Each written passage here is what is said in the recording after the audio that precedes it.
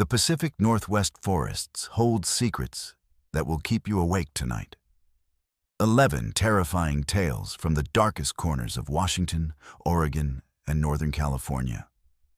Where hikers vanish without explanation, where time stops moving forward, and where something ancient still hunts between the trees. If you've ever felt watched while walking through the woods, you were right.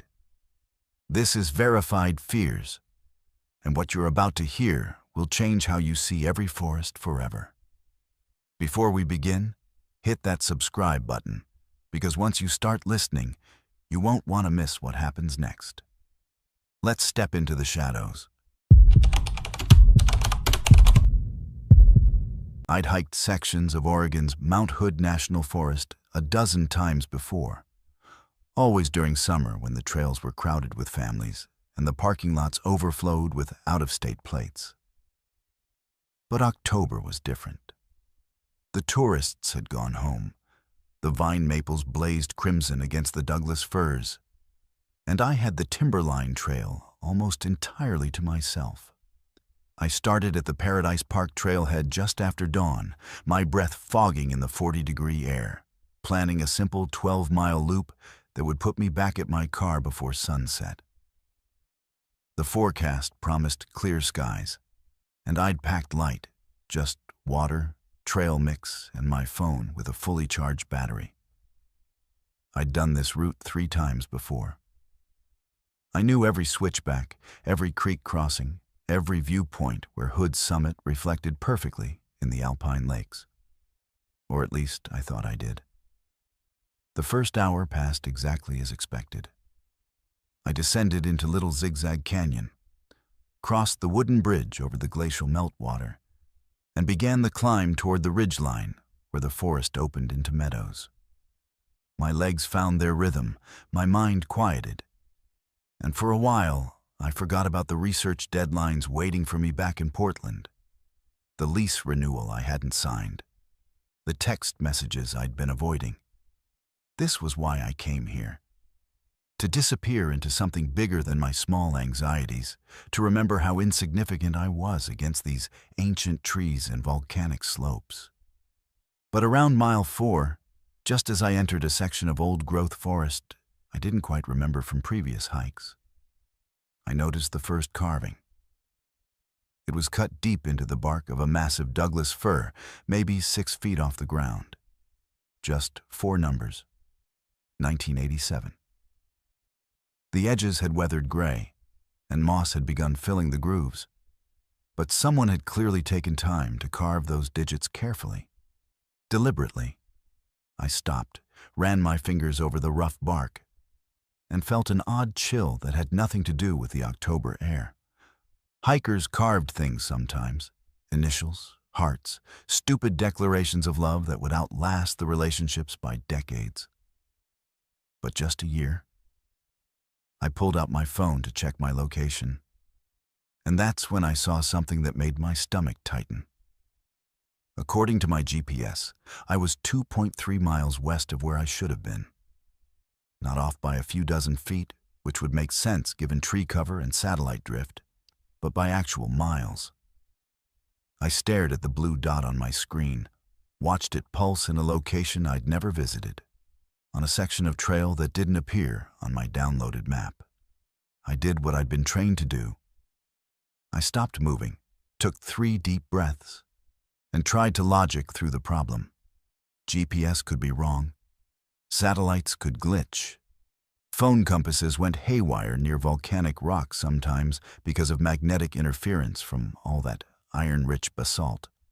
I'd just retrace my steps back to the bridge, reset from a known landmark, and laugh about this later over beers with friends who'd shake their heads at my poor navigation skills. But when I turned around, the trail looked different. Not dramatically different. The trees were the same species, the understory still thick with Oregon grape and sword ferns. But the light had changed somehow, filtering through the canopy at an angle that felt wrong for mid-morning in October. And there, carved into another trunk about 50 feet back the way I'd come, were more numbers. 1993. I started walking faster, my heartbeat loud in my ears, no longer caring about pace or conservation of energy. Every 100 feet or so, I found another carving. 1998, 2003, 2007, 2011, always just the year, always cut with the same careful precision, always positioned at exactly the same height on the largest tree in the immediate area. I wasn't on any trail anymore. I was certain of that now, but I couldn't find the point where I'd left it. The forest floor showed no sign of a maintained path, just the thick duff of decades of fallen needles and the occasional nurse log covered in resurrection ferns. I checked my watch. 10:47 a.m. I'd been hiking for just under 4 hours, which was right on schedule. But my phone's clock read 8:23 a.m., and the battery that had been fully charged when I started was down to 18%. That's when I heard the first whisper.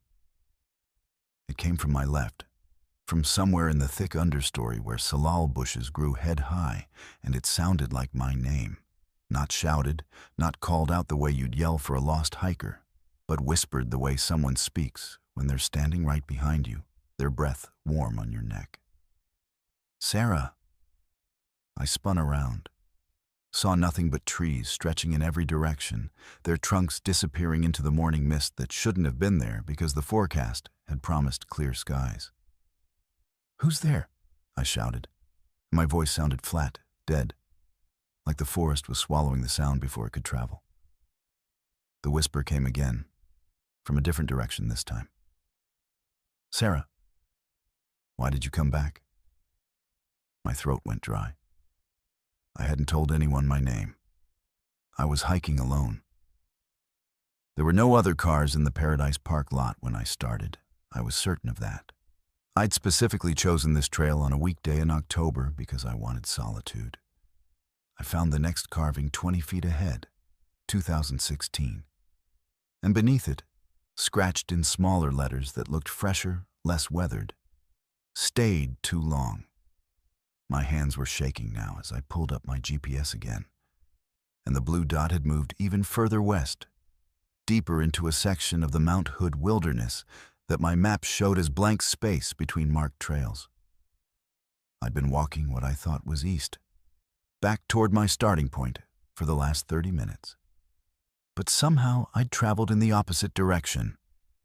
The whispers were coming from multiple points now, overlapping, some close and some distant, all saying different things in voices that sounded almost familiar, like recordings of people I might have known played at slightly wrong speeds.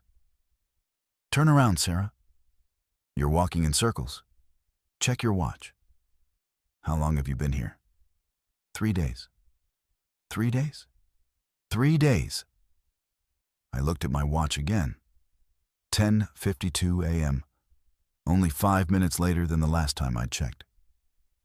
But when I pulled up my phone, now at 7% battery despite not using it for anything except GPS, the clock read 8:23 a.m., the exact same time as before.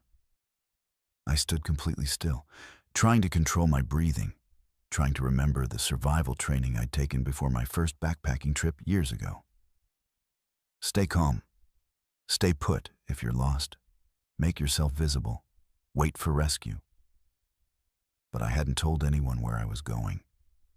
I lived alone. My co-workers wouldn't expect me in the office until Monday, 3 days from now. My phone would die soon, and I had no way to call for help even if I had signal, which I didn't, which I hadn't had since entering this section of forest that I was now certain I'd never been in before.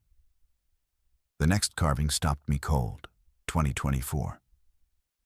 Last year, and beneath it, carved in the same fresh style as the warning I'd seen before. "It knows your name." The whispers were constant now, a chorus of voices speaking over each other, some begging me to turn back, others laughing, others reciting what sounded like dates and times and GPS coordinates. I recognized one voice. It sounded like my college roommate, the one who'd moved to Seattle after graduation and who I hadn't spoken to in 6 years.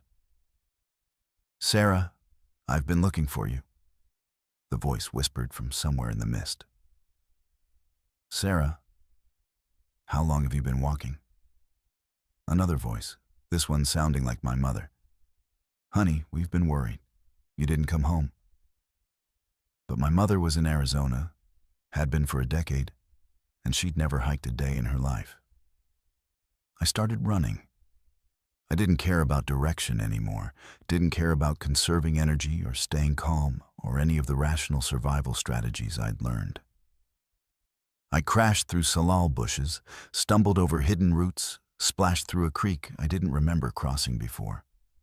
The whispers followed, staying always just behind me, just out of sight, speaking in voices I almost recognized, telling me things about myself that no stranger should know.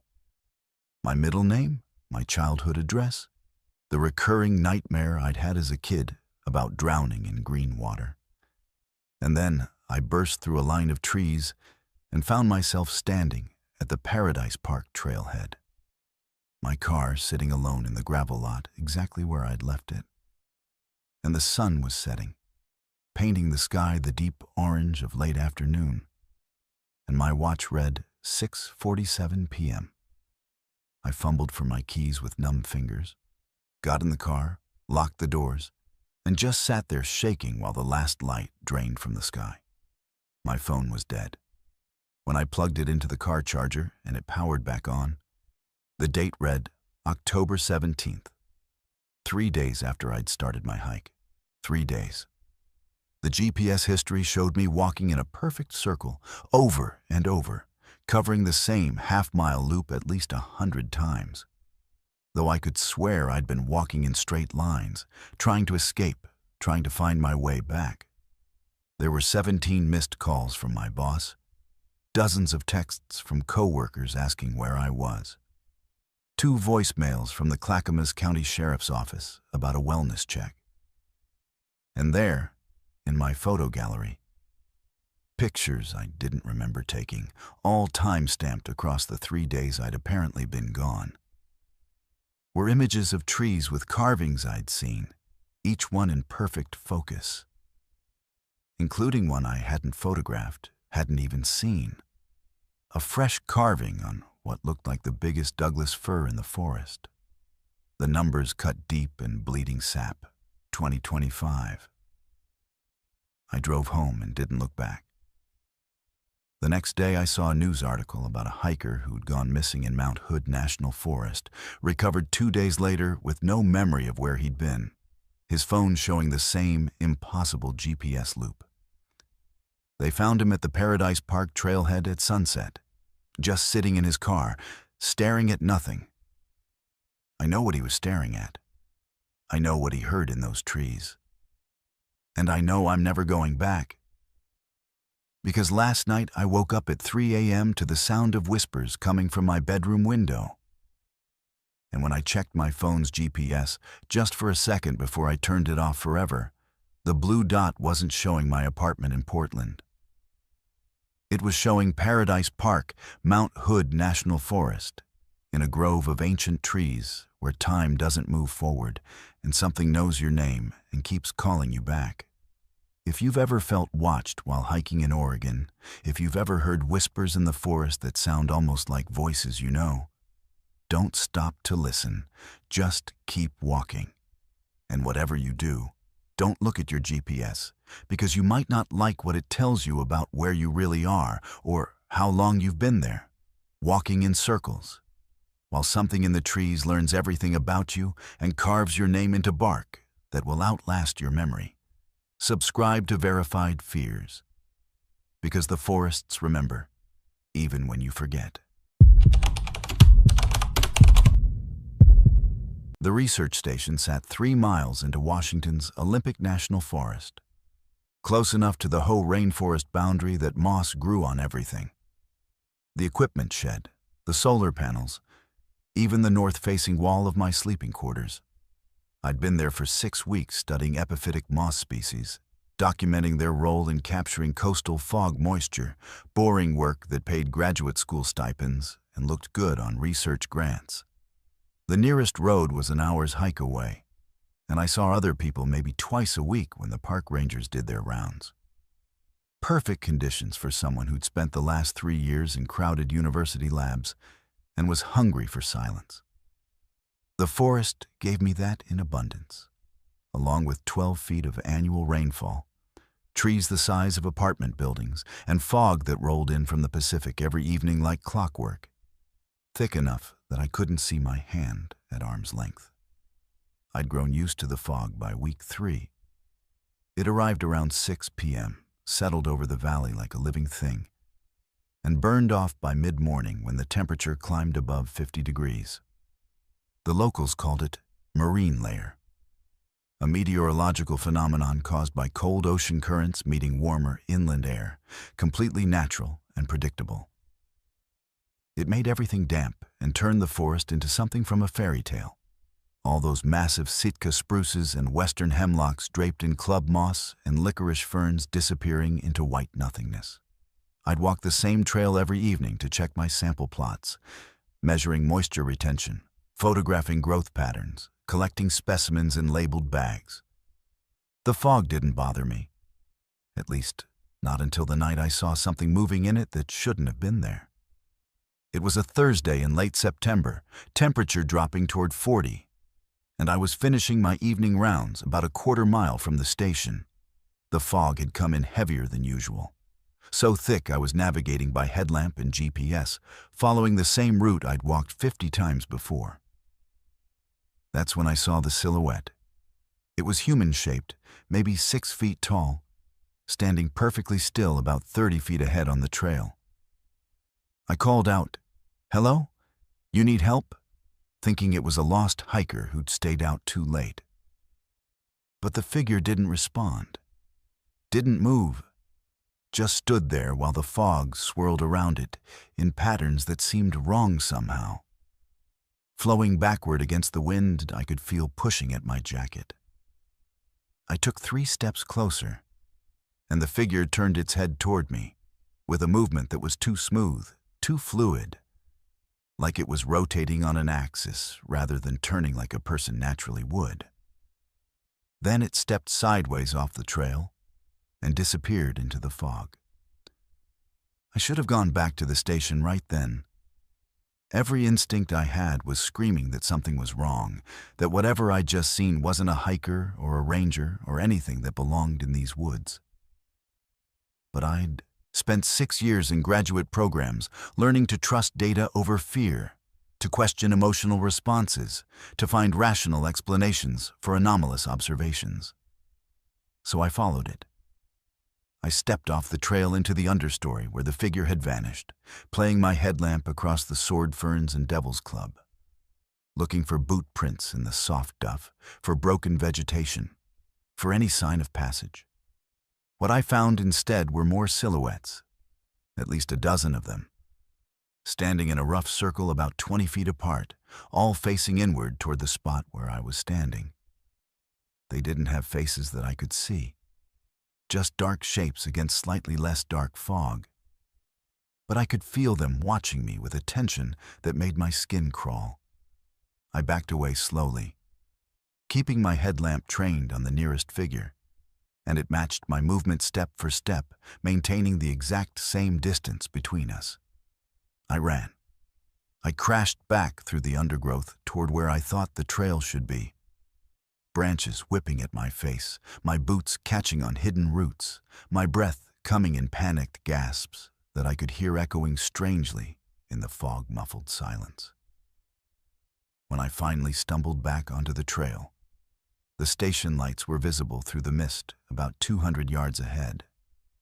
Warm yellow squares that meant safety and locked doors, and a radio I could use to call the ranger station.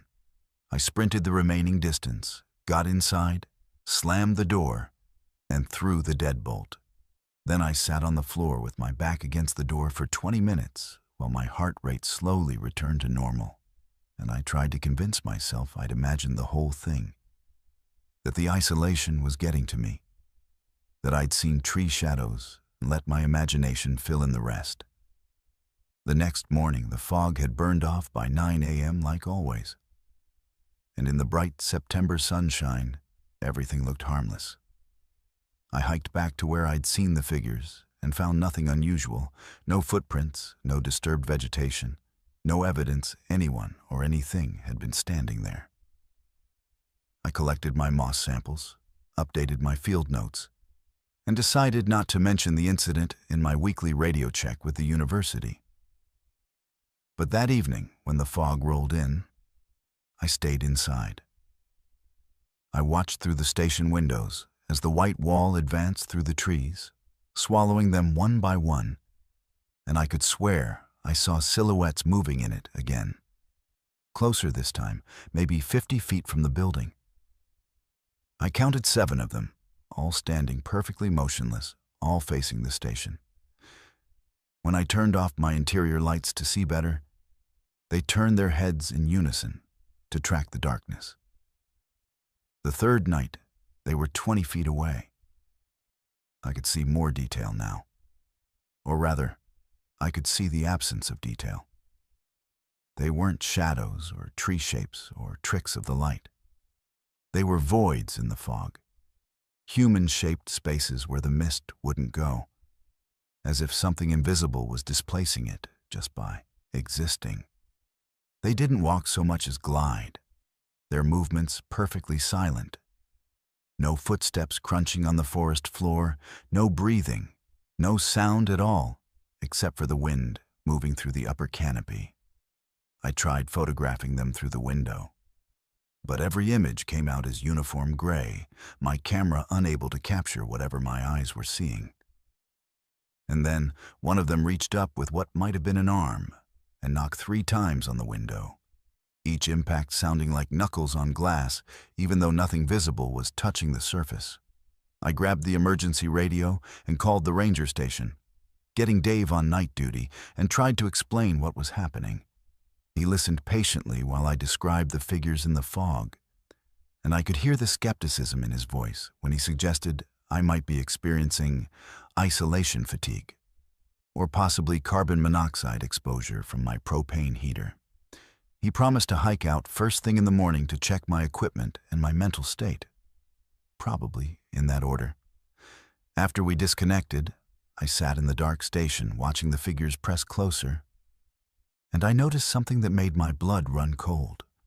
The fog was coming inside. Not through any open door or window. Everything was sealed tight against the damp. But seeping through microscopic gaps around the window frames, through the ventilation grates, through spaces I couldn't even see.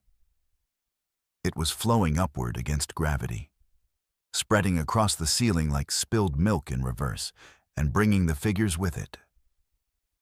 I ran to the equipment room and grabbed my emergency pack, 3 days of food, water purification tablets, first aid kit, the satellite beacon that would summon rescue services if I activated it. The fog was filling the station faster now, already knee-deep in the main room, cold and wet and wrong in ways that had nothing to do with normal weather patterns.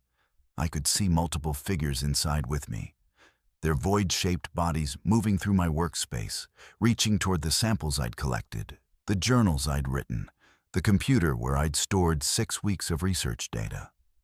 One of them turned toward me, and even though it had no face, I understood with absolute certainty that it was looking at me, studying me, learning from me the way I'd been learning from the moss and the trees and the ecosystem I'd come here to document. I smashed the window with a chair and climbed through, cutting my hands on the remaining glass, not caring about the equipment or the data or anything, except getting away from whatever was inside that station. The fog outside was impossibly thick, visibility maybe 3 feet. But I had my headlamp and my GPS and 6 weeks of trail familiarity. I started running toward the main road, following the route I'd memorized, and the figures followed. I could sense them in the fog behind me, beside me, ahead of me, always maintaining that careful distance, never quite catching up, but never falling behind either. My GPS showed I was moving in the right direction, but the distance to the road wasn't decreasing. I'd run for 20 minutes at near sprint speed and covered maybe 100 feet according to the satellite coordinates. That's when I found the journal.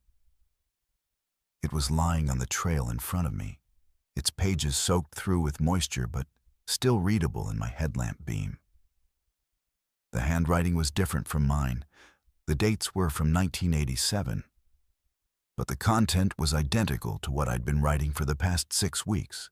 The same observations about moss growth, the same sample plot locations, the same growing unease about shapes in the fog. The last entry was dated September 28, 1987, and it read, "They're not trying to catch me. They're trying to replace me. I've seen my own face in the fog, wearing my clothes, carrying my equipment. When I get out of here, if I get out, there will be 2 of us, and no one will know which one is real." I looked up from the journal and saw myself standing 10 feet away, perfect in every detail except for the eyes, which were hollow spaces where the fog showed through. I activated the emergency beacon. Somewhere overhead, satellites I couldn't see were receiving my distress signal and triangulating my position and alerting rescue services that someone was in trouble in the Olympic National Forest. The figure wearing my face tilted its head, mimicking my movement with a precision that was almost, but not quite perfect, like a video played back with the timing slightly off. More figures emerged from the fog, dozens of them now, each one wearing a different face, different clothes, different expressions of fear frozen in their void features. And I understood finally what they were. Everyone who'd stayed too long in the fog, everyone who'd let it study them enough to make a copy, everyone who'd run for the road and never made it because something else had walked out of the forest wearing their skin. Dave found me at dawn, 3 miles from the station, unconscious from hypothermia and blood loss from the cuts on my hands. He said I'd been talking in my sleep about fog walkers and replacements and journals from 1987, none of which made sense to him. He said I was lucky the beacon led them to me because the fog had been unusually thick, visibility near 0, and they'd almost walked right past my position. He said the station was fine, all my equipment intact, no sign of forced entry or fog damage or anything I'd described over the radio. But he didn't explain why my computer showed someone had been accessing my research files all night while I was unconscious in the woods, or why the security camera footage showed a figure that looked exactly like me walking out of the station at 6:47 a.m., right about when Dave was driving up the access road. I left the Olympic Peninsula the next day and haven't been back. I finished my degree using someone else's data, got a job at a lab in New Mexico where it's dry and fog is something that happens other places, told everyone I'd decided field research wasn't for me. But sometimes, on humid mornings, when the bathroom mirror fogs over after a shower, I see something in the condensation that isn't my reflection, and I remember the empty faces in the Olympic fog. And I wonder which one of us walked out of those woods. Because here's what I never told the rangers, or the university, or anyone else who asked about that night. When they found me at dawn, my emergency pack was missing 3 days of food, my water bottles were empty, and my boots showed wear patterns consistent with hiking for 72 hours straight. Even though I'd only been gone since midnight. Check your mirrors in the fog. Make sure the face looking back is really yours. And if you ever find yourself in the Olympic rainforest after dark, when that marine layer rolls in thick from the Pacific, don't stop to study the shapes moving in the mist. They're studying you back, and they're learning fast. This is verified fears, and some things in the fog are looking for bodies to wear. I'd been a park ranger at Crater Lake National Park for 11 years, long enough to know the difference between genuine emergencies and tourist panic. So when 3 separate groups reported seeing trees that appeared to breathe along the rim trail near Watchman Lookout Station, I treated it like I treated most unusual sightings, with professional skepticism and a clipboard. People saw strange things at 7,000 feet elevation, especially visitors from sea level who weren't used to the thin air. Add in the disorienting deep blue of the lake itself, that impossible color that doesn't look real even when you're staring right at it, and you got a recipe for overactive imaginations. But procedure was procedure. So I logged the reports, grabbed my day pack, and headed out on patrol to investigate the section of trail where the breathing trees supposedly existed. It was early October, the tail end of tourist season before the snow closed the rim road for winter. The aspens were turning gold against the volcanic rock, and the lake sat perfectly still in its caldera, reflecting the sky like polished glass. I'd walked this trail maybe 300 times, knew every viewpoint, every interpretive sign, every spot where tourists stopped to take photos of Wizard Island rising from the water, like a miniature volcano inside the bigger volcano that had collapsed 7,000 years ago. The forest here wasn't dense. Mostly mountain hemlock and Shasta red fir scattered across the pumice soil that still showed evidence of Mount Mazama's catastrophic eruption. Nothing that should cause confusion or fear. But when I reached the spot where all three groups had reported the phenomenon, I stopped walking and just stood there for a full minute, watching the trees and trying to convince myself I wasn't seeing what I was definitely seeing. The bark was moving, not swaying with wind, there was no wind, but expanding and contracting in a slow, rhythmic pattern that looked disturbingly like breathing. I approached the nearest hemlock, a mature specimen maybe 80 feet tall, and placed my palm flat against the trunk. The bark pushed outward against my hand, held for 3 seconds, then contracted, exactly like a chest rising and falling, with inhalation and exhalation. The cycle repeated every 8 seconds, perfectly regular, synchronized across at least a dozen trees I could see from my position. I pulled out my radio to call it in, then hesitated. What was I supposed to report? Trees appearing to breathe? I'd sound insane. Instead, I took out my phone and started filming, documenting the bark movement, the time, the location, the weather conditions. Everything by the book, even when the book didn't have a chapter for this particular situation. I spent 2 hours examining every tree in the area, measuring the expansion patterns with a fabric tape measure, noting which species showed the phenomenon and which didn't. Only the hemlocks and firs were breathing. The aspens and lodgepole pines remained normal. The pattern was consistent. 8-second cycles, expansion of approximately 1 inch at the thickest part of the trunk, perfectly synchronized between trees. No visible cause, no insects, no disease. No explanation that fit my forestry training or my decade of field experience. As I worked, I became aware of a low sound, barely audible, like air moving through a vast underground chamber. It seemed to come from the ground itself, rising up through the volcanic soil, through the root systems, through the trees. When the trees expanded, the sound peaked. When they contracted, it faded. They were breathing in unison with something beneath them. I should have left then and called in the science team from the USGS Cascades Volcano Observatory. This was clearly something geological, something related to the caldera system that created Crater Lake, when Mount Mazama collapsed during an eruption 40 times more powerful than Mount St. Helens. But I'd been a ranger long enough to know that scientists took weeks to mobilize, and I'd lose credibility if this turned out to be some mundane explanation I'd missed. So I kept investigating, following the breathing trees along the rim trail, documenting how the pattern extended westward for nearly a quarter mile. Every breathing tree was rooted in soil that showed a particular composition, darker, richer, mixed with volcanic ash.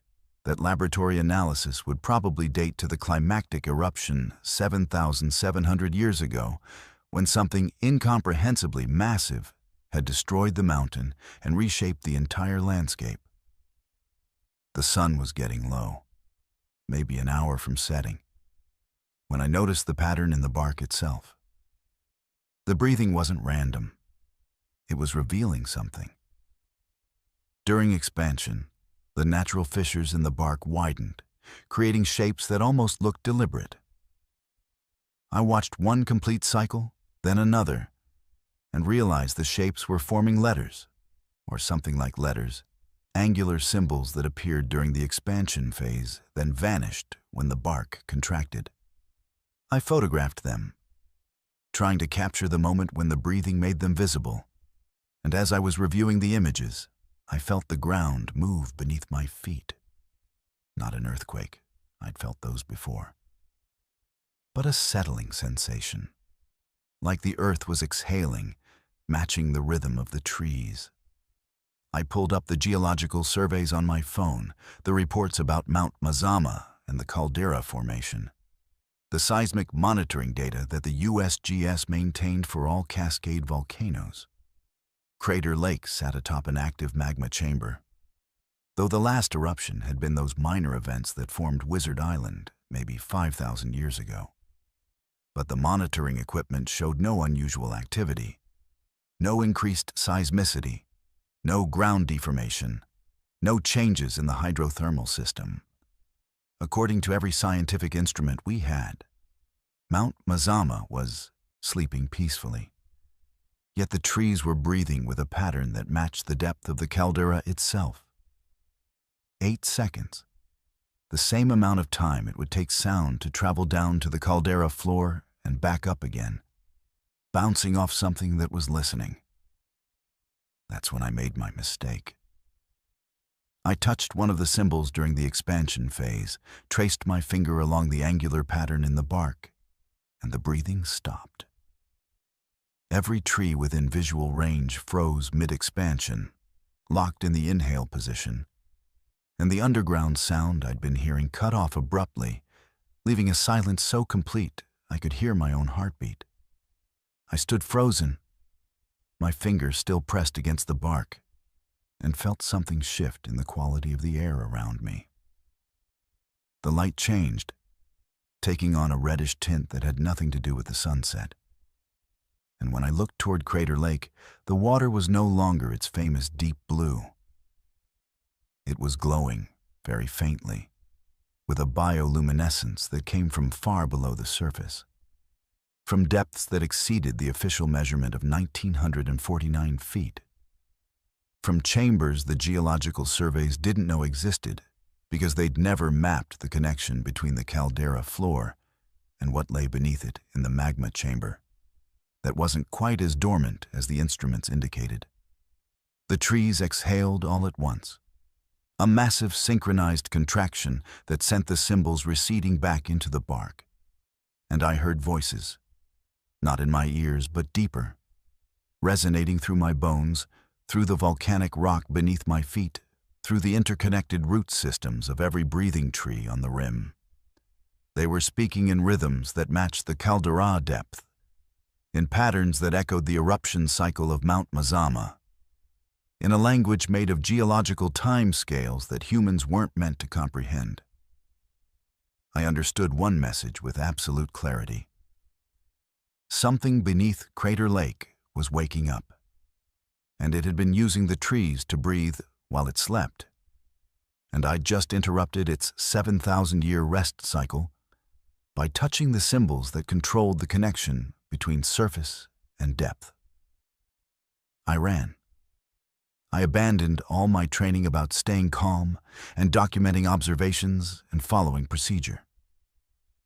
I sprinted back along the rim trail toward the ranger station, my boots sliding on loose pumice, my breath coming in gasps that mirrored the 8-second cycle of the trees. Behind me, I could hear more trees joining the breathing pattern. Not just hemlocks and firs, but every species, even the dead snags, even the stumps, all of them expanding and contracting in perfect synchronization. The underground sound was louder now, no longer subtle, a resonance that made my teeth ache and my vision blur.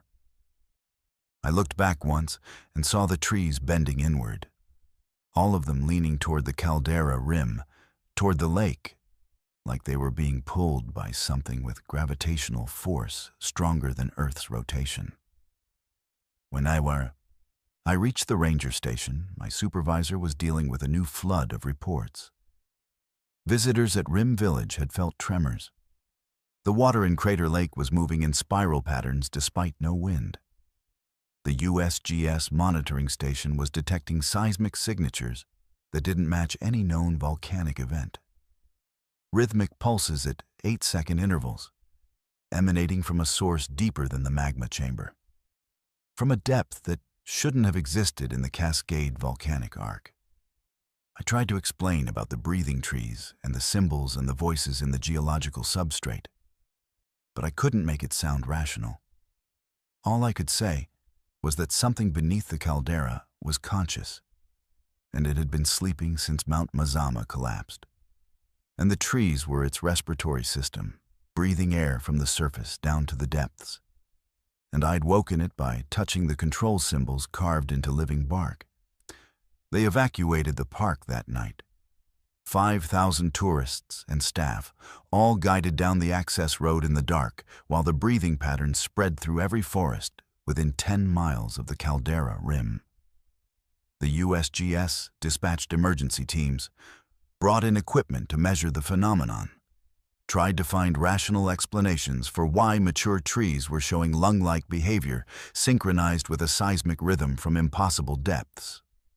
They never found an explanation I heard about. Though I stopped working for the Park Service a week later and moved to Colorado, where the geology is old and stable and nothing breathes beneath your feet. But I follow the monitoring reports obsessively, watching the seismic data from Crater Lake, counting the intervals between the rhythmic pulses that haven't stopped since that October evening. Here's what keeps me awake. The 8-second breathing cycle is getting faster. When I first measured it, each breath took 8 seconds exactly.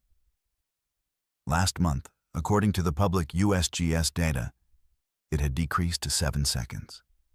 The progression is steady, predictable, accelerating at a rate that suggests something is becoming more active, more awake, more ready to do whatever it's been waiting 7,000 years to do. I've calculated the timeline based on the acceleration curve, and if the pattern continues, the breathing will hit 1-second intervals sometime in the next 3 years. And then what? Another eruption 40 times more powerful than Mount St. Helens. A caldera-forming event that will reshape the entire Pacific Northwest? Or something worse. Something that doesn't fit our geological models because it isn't purely geological. Something that's been using volcanic activity as a cover for its own existence since long before humans evolved to wonder what makes mountains breathe. If you visit Crater Lake, if you walk those rim trails and stare down into that impossibly blue water and feel the ground pulse beneath your feet in a rhythm that matches breathing, remember this. The trees are listening. They're connected to something that stretches down past the lake bottom, past the volcanic rock, past the magma chamber, into depths where consciousness takes forms we don't have names for. Don't touch the bark when it expands. Don't trace the symbols that appear in the fissures. And if you hear voices speaking in rhythms measured in centuries, in patterns that echo eruption cycles and continental drift, don't stop to translate them. Just leave, and don't look back at the water. Because you might see what's looking up from the depths, counting down the seconds until it breathes its last underground breath and starts breathing our air instead. This is verified fears, and some mountains aren't sleeping. They're just breathing very, very slowly. October in Washington's Gifford-Pinchot National Forest meant one thing for wildlife photographers: elk rut. I'd been tracking a particular Roosevelt bull for 3 days. a massive specimen with a 6-point rack that would make an incredible portfolio piece. The weather was perfect for it.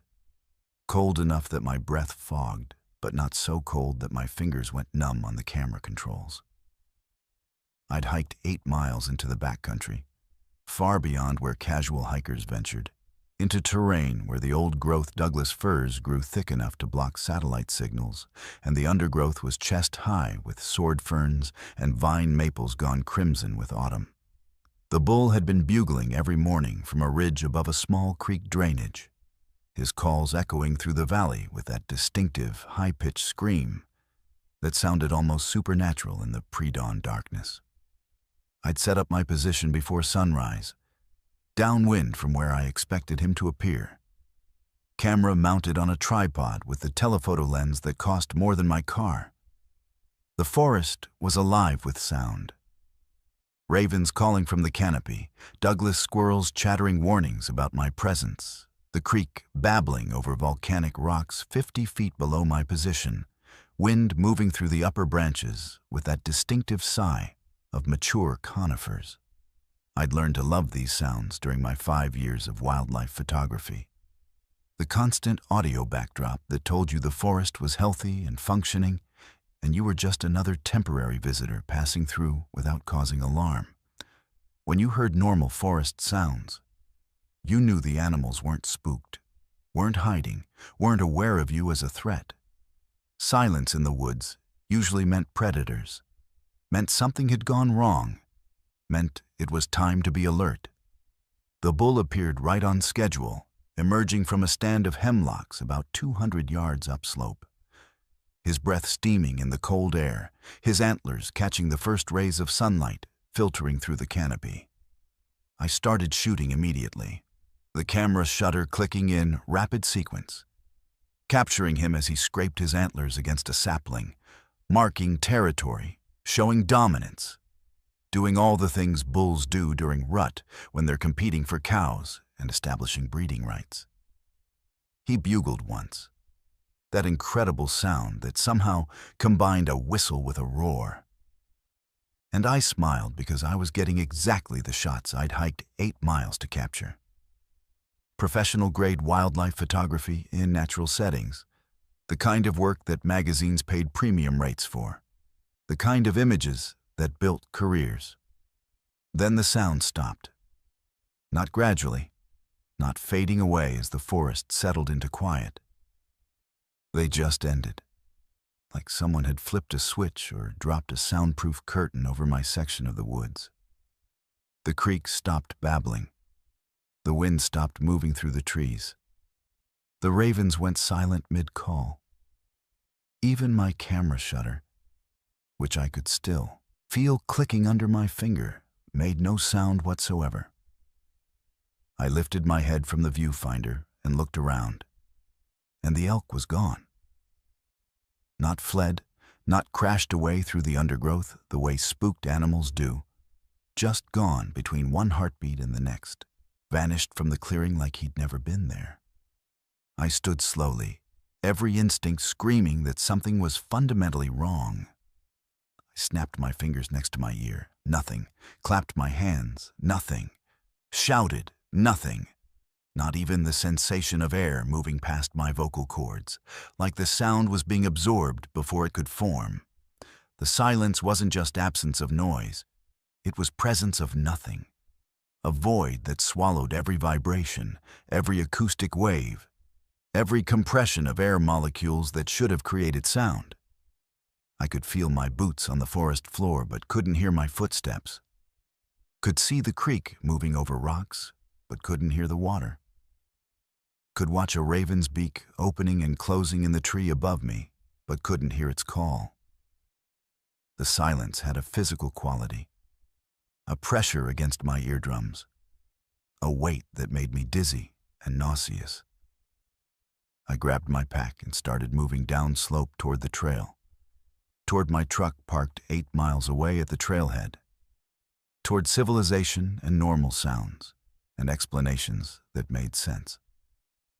My compass showed the right direction, southwest, following the drainage, hitting the main trail in about 2 miles if I moved fast. But as I walked, I noticed the silence was moving with me. No, not with me. It was following me, staying always about 50 feet behind, a bubble of absolute quiet that traveled through the forest like a wave. I could see the boundary. Birds would be calling normally in the trees ahead of me, and then I'd pass through their area and their sounds would cut off, swallowed by whatever was creating this acoustic dead zone. And the zone was growing. When I first noticed it, the silence extended maybe 50 feet in all directions. After 10 minutes of hiking, it had expanded to 75 feet. After 20 minutes, over 100 feet. I started running. My lungs burned and my pack bounced painfully against my spine, and branches whipped at my face. But I couldn't hear any of it. Not my breathing, not my heartbeat, not the sound of undergrowth breaking under my boots. It was like running in a nightmare where you scream, but nothing comes out. Where you know something is chasing you, but you can't hear it approaching. I looked back once and saw what I could only describe as a distortion in the air, like heat shimmer, but cold, moving through the forest behind me at exactly my pace. When I stopped to catch my breath, it stopped. When I started running again, it followed. And the silence kept expanding, now reaching maybe 150 feet in all directions, killing every sound, turning the living forest into a sensory deprivation chamber. My equipment started malfunctioning. My phone showed no signal, expected this deep in the backcountry. But the GPS function died completely, the screen flickering and going dark, despite a full battery. My watch stopped, the second hand frozen at 47 seconds past whatever minute it had been when the silence first hit. The camera in my pack was dead, wouldn't even power on, like the silence was disrupting electronics along with sound. I pulled out my backup compass, old-school liquid-filled model that didn't need batteries, and watched the needle spin uselessly, unable to find magnetic north. Like whatever was creating the silence was interfering with the Earth's magnetic field or my perception of it. I'd been running for maybe 40 minutes, had covered possibly 3 miles of rough terrain, when I saw the first body. It was a black-tailed deer, a young buck lying on its side in a patch of salal. No visible injuries, no blood, no sign of predation. Its eyes were open, and its mouth was stretched in what looked like a scream. But there was no sound. Had never been any sound when it died. I didn't stop to examine it more closely because I could see others now. More deer, a coyote, 3 ravens that had fallen from the sky and lay crumpled on the forest floor, all arranged in a rough line that marked the boundary where the silence had passed through earlier before it started following me. They'd all died instantly when the quiet reached them, killed by the absence of sound itself or by whatever was using the silence to hunt. That's when I understood I wasn't going to outrun it. The silence was faster when I ran, matching my pace exactly, never falling behind, never catching up, maintaining that precise distance like a predator pacing prey, wearing it down, waiting for exhaustion. I stopped running and turned to face it. The distortion in the air was clearer now. Maybe because the silence had grown so large, maybe because I was too tired to run anymore, and my perception was sharpening in the way it does when you accept you're going to die. It looked almost like a lens, bending light around itself, and through it I could see the forest behind it still had sound. I could see birds moving their beaks, see branches swaying in wind I couldn't hear, see all the normal life of the woods happening on the other side of this expanding zone of nothing. I did the only thing I could think of. I pulled out my emergency whistle, the one rangers recommend for bear encounters. The one that supposedly makes a sound so loud and piercing that it scares off most predators. I blew it with every bit of air in my lungs. The silence swallowed it completely. I felt the air rushing out, but heard nothing, not even the sensation of sound inside my own skull. But the distortion stopped moving. It held position about 30 feet away, and I could feel attention focusing on me, could sense intelligence behind the quiet, something examining me with interest that felt hungry and patient and completely inhuman. The silence contracted suddenly, pulling inward from the 150-foot radius to maybe 50 feet, compressing, concentrating, and I realized it was preparing to do something, to finish whatever it had been doing to the deer and the coyote and the birds. I ran again. Pure panic now, no strategy, just animal flight response. I crashed through undergrowth without any sense of direction. Couldn't hear myself moving, but could feel branches tearing at my clothes and skin, could feel my boots sliding on loose duff and volcanic soil. I broke through a line of trees, and suddenly I could hear again. My own gasping breath, my heartbeat hammering, the sounds of the forest alive and normal. I'd somehow crossed out of the silence zone, outrun it or escaped it, or it had let me go. I didn't stop to analyze which one. I kept running until I hit the main trail, followed it southwest for another hour until I saw my truck, got inside and locked the doors, and sat there shaking while normal sounds filtered through the windows. Wind, birds, distant traffic on the forest road. That night, I checked the photos from my camera before the silence killed it. The early shots of the elk were perfect, exactly what I'd hoped to capture. But the last few frames, taken automatically in burst mode after I'd lifted my head from the viewfinder, showed something behind the bull. A distortion in the air, a space where the trees looked wrong, bent, like light was avoiding that area. The elk was staring directly at it in the final frame, his eyes wide, his mouth open in a bugle I never heard. The timestamps showed I'd taken 57 photos after that, but they were all completely black, like the camera had been running in total darkness, even though I knew it had been morning in bright sunlight. I called the Gifford-Pinchot National Forest Ranger Station the next day and reported what I'd found, the dead animals, the coordinates of the area, the strange phenomenon. They promised to send someone to investigate, thanked me for the report. And I could hear in their voices they thought I'd experienced altitude sickness or dehydration or panic. 3 days later, they called back. They'd found the deer and the coyote and the birds, all dead with no visible cause, all arranged in that line marking where something had passed through. They'd also found something else, a hiker's backpack and boots and clothes, all laid out neatly on the trail. But no body. The hiker's name was on their permit. They'd entered the backcountry 2 days before I did. They'd been hiking in the same drainage where I'd photographed the elk.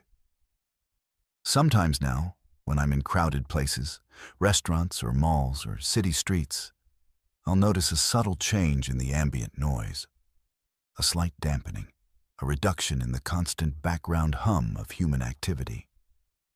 It never lasts more than a few seconds, and most people don't seem to notice. But I notice. And I remember that morning in Gifford-Pinchot, when the forest went silent and something moved through the quiet like a shark through water, hunting with absence instead of presence, killing with the removal of sound instead of violence. I don't do wildlife photography anymore. I stay in cities where there's always noise, always traffic, always voices and music and construction sounds, where silence never gets the chance to settle and grow, and remember it's hungry. If you're ever hiking in the Cascades and you notice the forest sounds fading, if the birds stop calling and the wind stops moving and you can't hear your own footsteps, don't stop to investigate. Don't try to understand it. Just run toward the loudest noise you can find, toward people and civilization and anywhere there's enough sound to fill the spaces where silence learns to hunt. My sister Emma died on a Tuesday in March, which seemed wrong because Tuesdays were supposed to be unremarkable, the kind of day that passes without notice between Monday's obligations and Wednesday's midweek momentum. But Emma had always done things at unexpected times, quitting her corporate job to become a massage therapist, adopting a senior cat when everyone told her to get a kitten, asking me to scatter her ashes in Oregon's Willamette National Forest, even though she'd only visited once, 7 years ago, during a trip we took together after our mother's funeral. She left specific instructions in her will: the Opal Creek Wilderness area, somewhere near the old-growth Douglas firs, on a day when it was raining because she'd loved the sound of rain in forests. As a grief counselor, I'd helped dozens of clients navigate loss, had all the professional frameworks for processing death, understood the stages and the timelines and the healthy versus unhealthy coping mechanisms. None of it prepared me for carrying my younger sister in a wooden box small enough to fit in my backpack. I chose October for the hike because the Pacific Northwest rain returns reliably by then, and because I'd taken 3 months off work after Emma's death and needed to finish this final task before I could even think about returning to my practice. The Opal Creek trailhead was nearly empty on a Thursday morning. Just my car and one other vehicle, which was perfect because I wanted to do this alone. Wanted to speak to Emma without strangers wondering why a woman in her 40s was crying and talking to a box. The trail followed along Opal Creek itself for the first mile, the water running clear over volcanic rocks, and then climbed gradually into the old growth section where the Douglas firs were supposedly 1,000 years old, their trunks so massive you'd need 4 people holding hands to encircle them. The rain started as I entered the ancient forest, exactly as Emma had wanted, soft and steady, the kind of rain that feels like permission to be sad. I'd walked maybe 2 miles when I heard her voice, not metaphorically, not in my head the way grief sometimes makes you imagine conversations with the dead.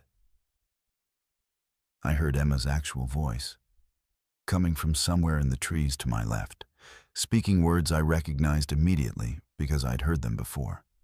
"I don't think this is the right trail," she was saying, her tone uncertain, the way she sounded when she was trying to navigate without admitting she was lost. I stopped walking and stood perfectly still in the rain, listening, my heart doing something complicated in my chest that felt like hope and horror mixed together. The voice came again, clearer now. "Sarah, we should go back. I don't recognize any of this." It was from our trip 7 years ago, the afternoon we'd gotten turned around trying to find the waterfall Emma had read about online. We'd argued about it. I'd wanted to keep going. Emma had wanted to retreat to the marked trail. We'd eventually found our way, laughed about it later over dinner, turned it into a story about sisterly stubbornness. I walked toward the voice, leaving the trail, pushing through sword ferns and Oregon grape that soaked my pants with rain and dew. The voice grew louder, more distinct, and I could hear my own voice now too, younger, more impatient. "We're fine, Emma. Stop worrying." It was coming from a massive Douglas fir, maybe 15 feet in diameter, its bark deeply furrowed with age.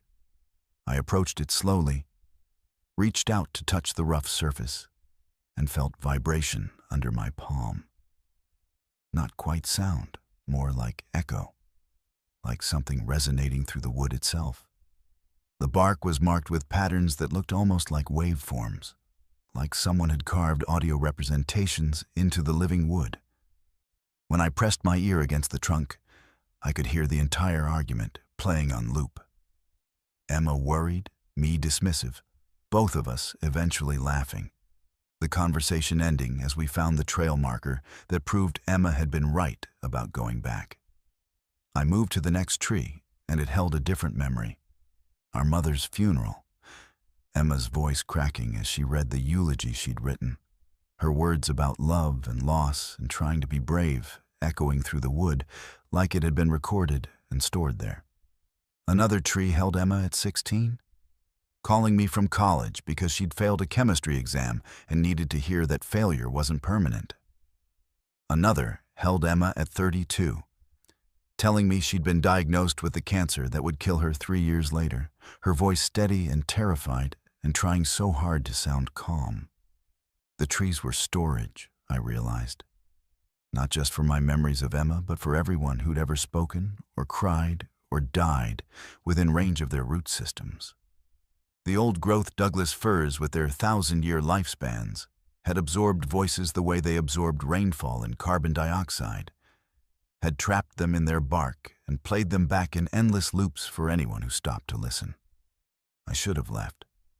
Every professional instinct I had as a counselor was screaming that this was unhealthy, that hearing Emma's voice was interfering with my grief processing, that I needed to scatter her ashes and leave this forest and never come back. But I kept moving deeper into the old growth, pressing my ear against trunk after trunk, searching for more of my sister. I found her at 25, telling me about the massage therapy program she wanted to apply to. At 18, arguing with me about borrowing my car. At 7, crying because she'd lost her favorite stuffed animal. The trees held everything, chronologically scattered, each voice memory trapped in the specific tree that had been closest when the words were spoken.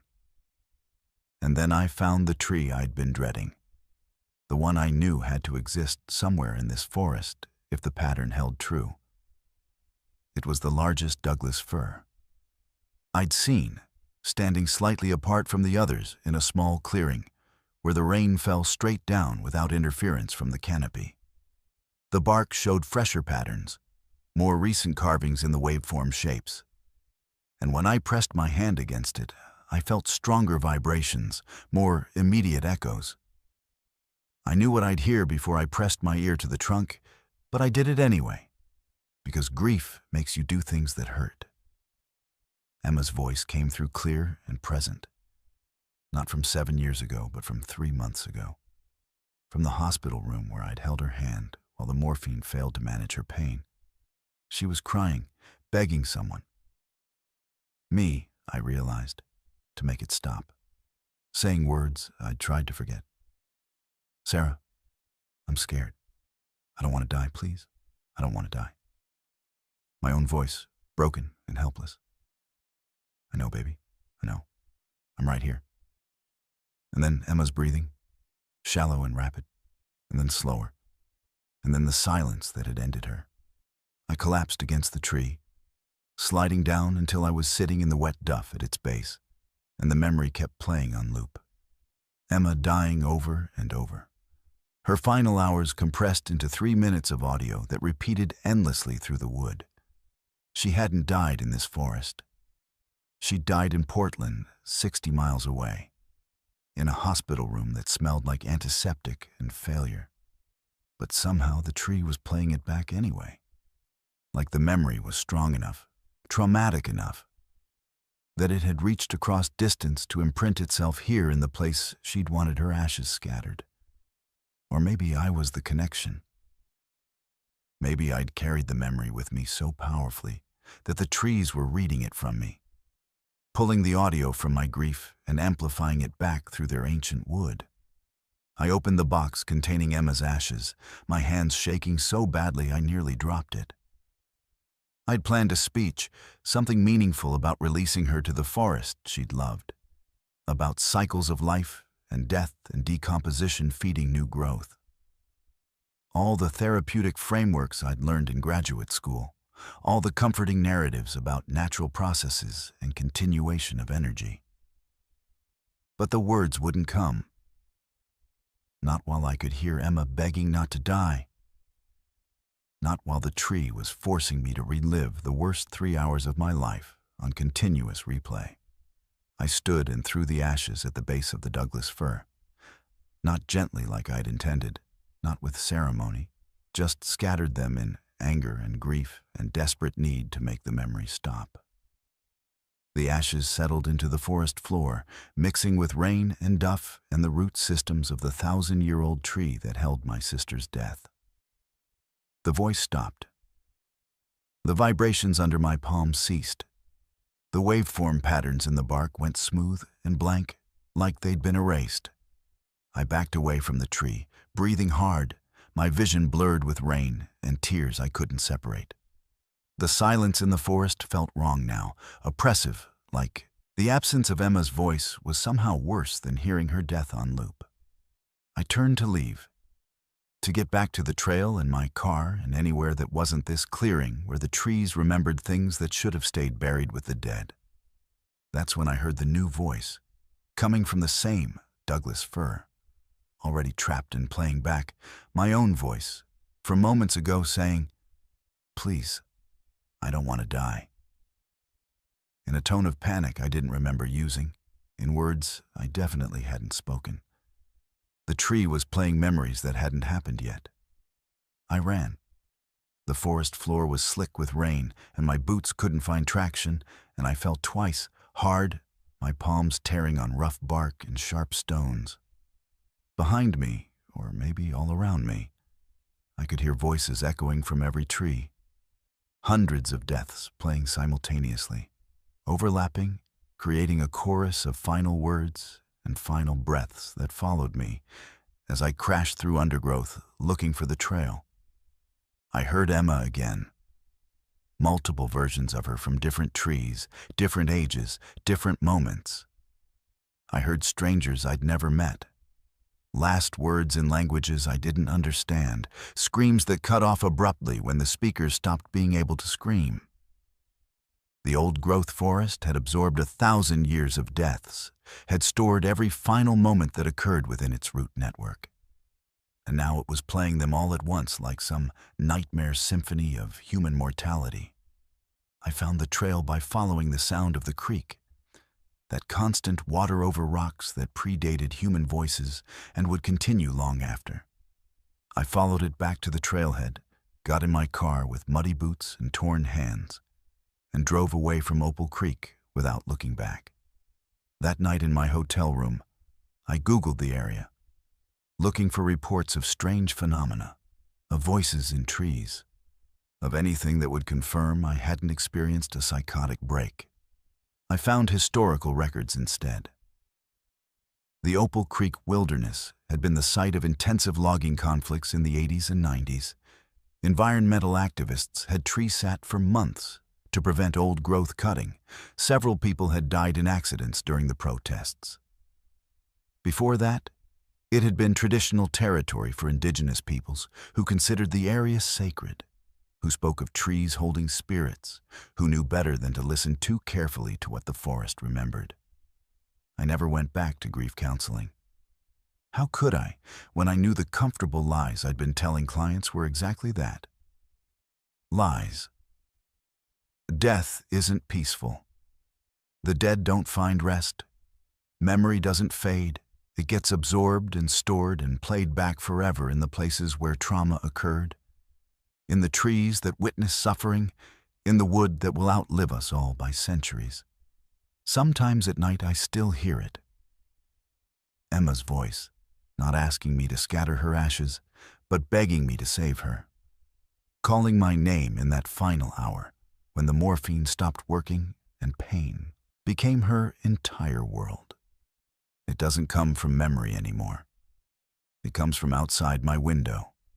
From the oak tree that grows in my apartment complex parking lot, from the telephone poles lining the street, from every piece of wood that might have roots deep enough to connect to other trees in other places, all of them sharing the stored audio of everyone who ever died badly. The box that held Emma's ashes sits empty on my shelf now, but I know she isn't really in that forest.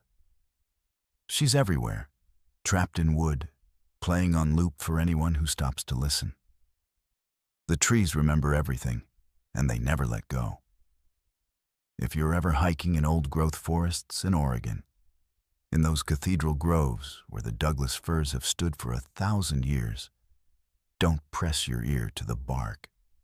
Don't listen for voices in the wood. The memories stored there aren't meant for the living, and once you hear them, they follow you home in every creak of floorboards, every groan of roof beams, every whisper of wind through branches that learned human speech from the dying. Some forests are sacred because they're beautiful. Some are sacred because they remember everything we want to forget.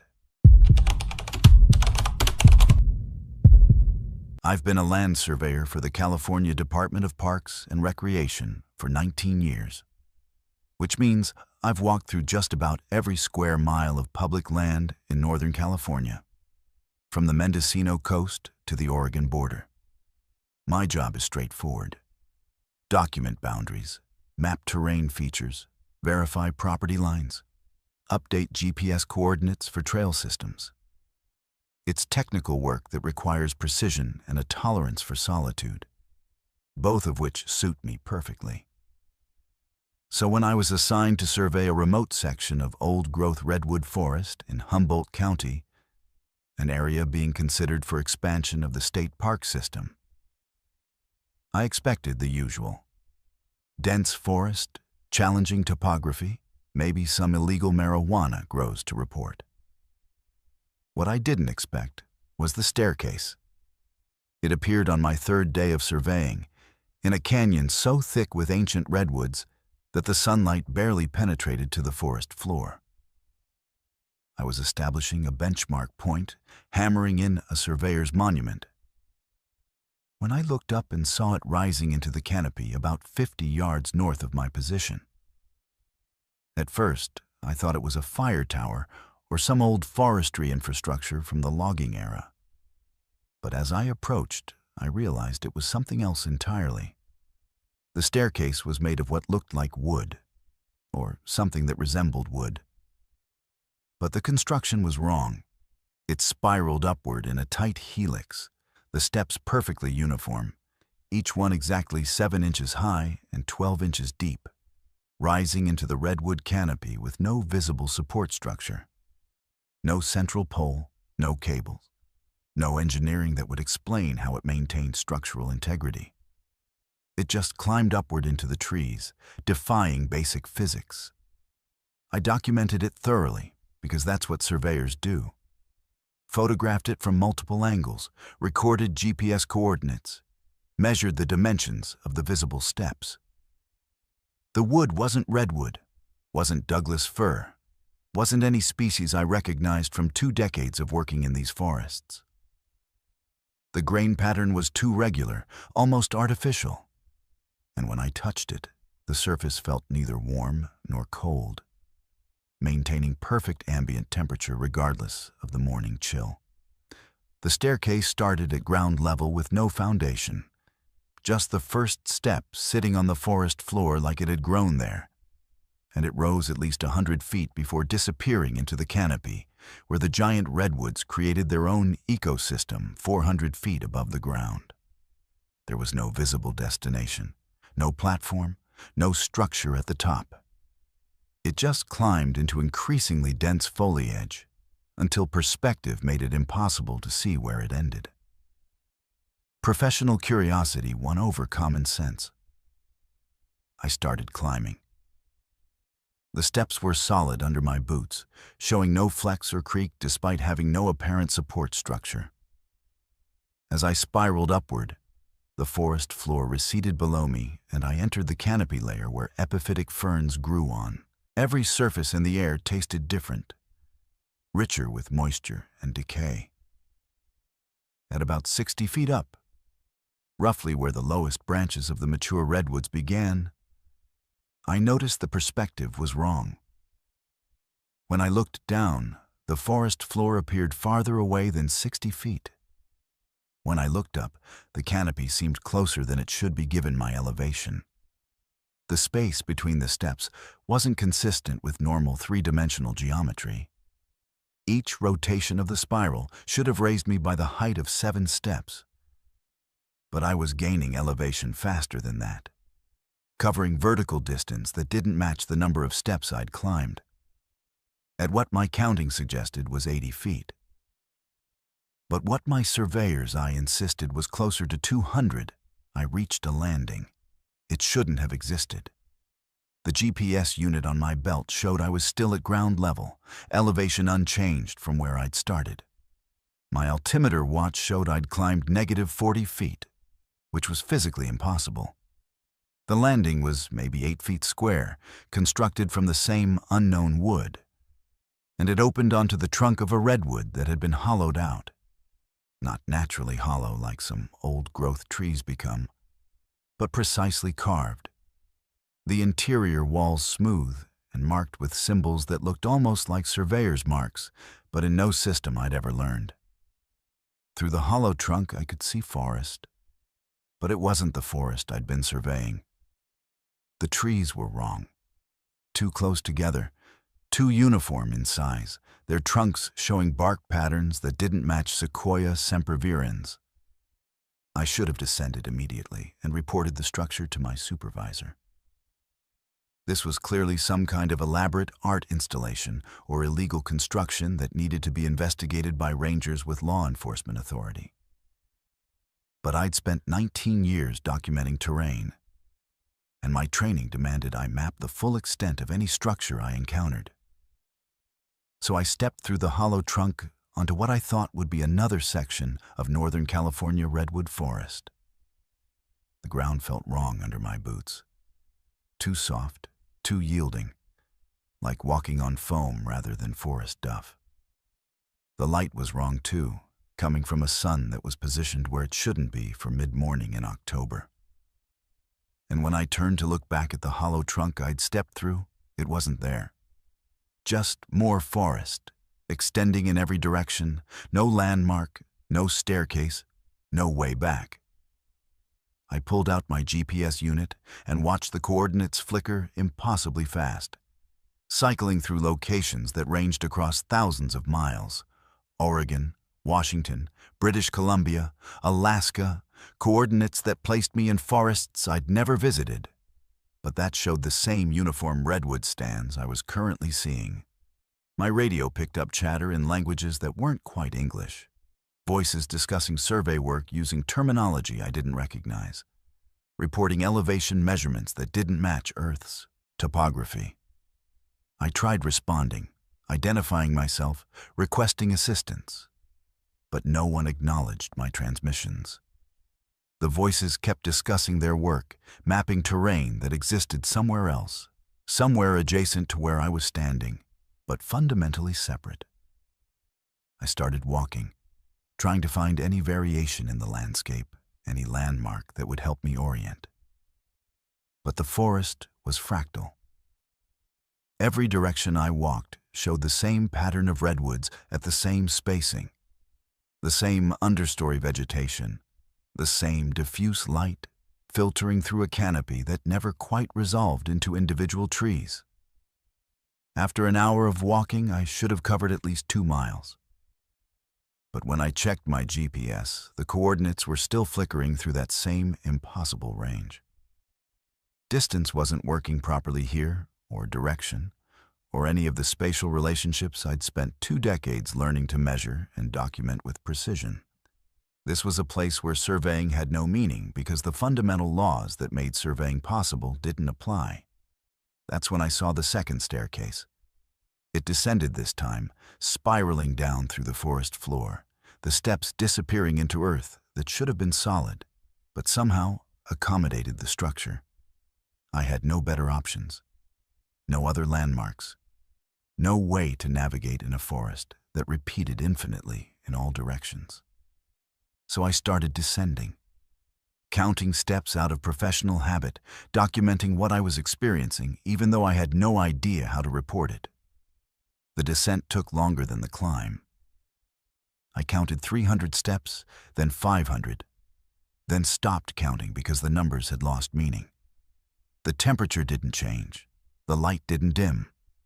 The forest continued around me, even though I was clearly underground by now, clearly descending through layers of earth that should have been dark and pressurized, but instead remained an impossible forest. The staircase ended at another landing, and through another hollow trunk I could see my original survey area. I recognized the specific pattern of trees, the benchmark monument I'd been hammering into the ground, the exact positioning of my equipment pack sitting where I'd left it. But when I stepped through, I was standing next to myself. Not a reflection, not a hallucination, an actual duplicate of me, dressed identically, holding the same surveyor's hammer I'd been using, in the process of marking the same benchmark I'd marked before I'd climbed the first staircase. The duplicate didn't see me. It continued working, completing the task, then looking up and noticing the staircase for what it thought was the first time. I watched myself approach the staircase, watched myself document it with photographs and measurements, watched myself make the decision to climb despite knowing better. The duplicate ascended out of sight, and I understood finally what the staircases were. Not structures, but connections between parallel versions of the same forest, the same moment, the same decision point. Somewhere in the redwood ecosystem, in the unique conditions created by these ancient trees that had grown here for millions of years before humans evolved, reality had developed folds. The staircases weren't built.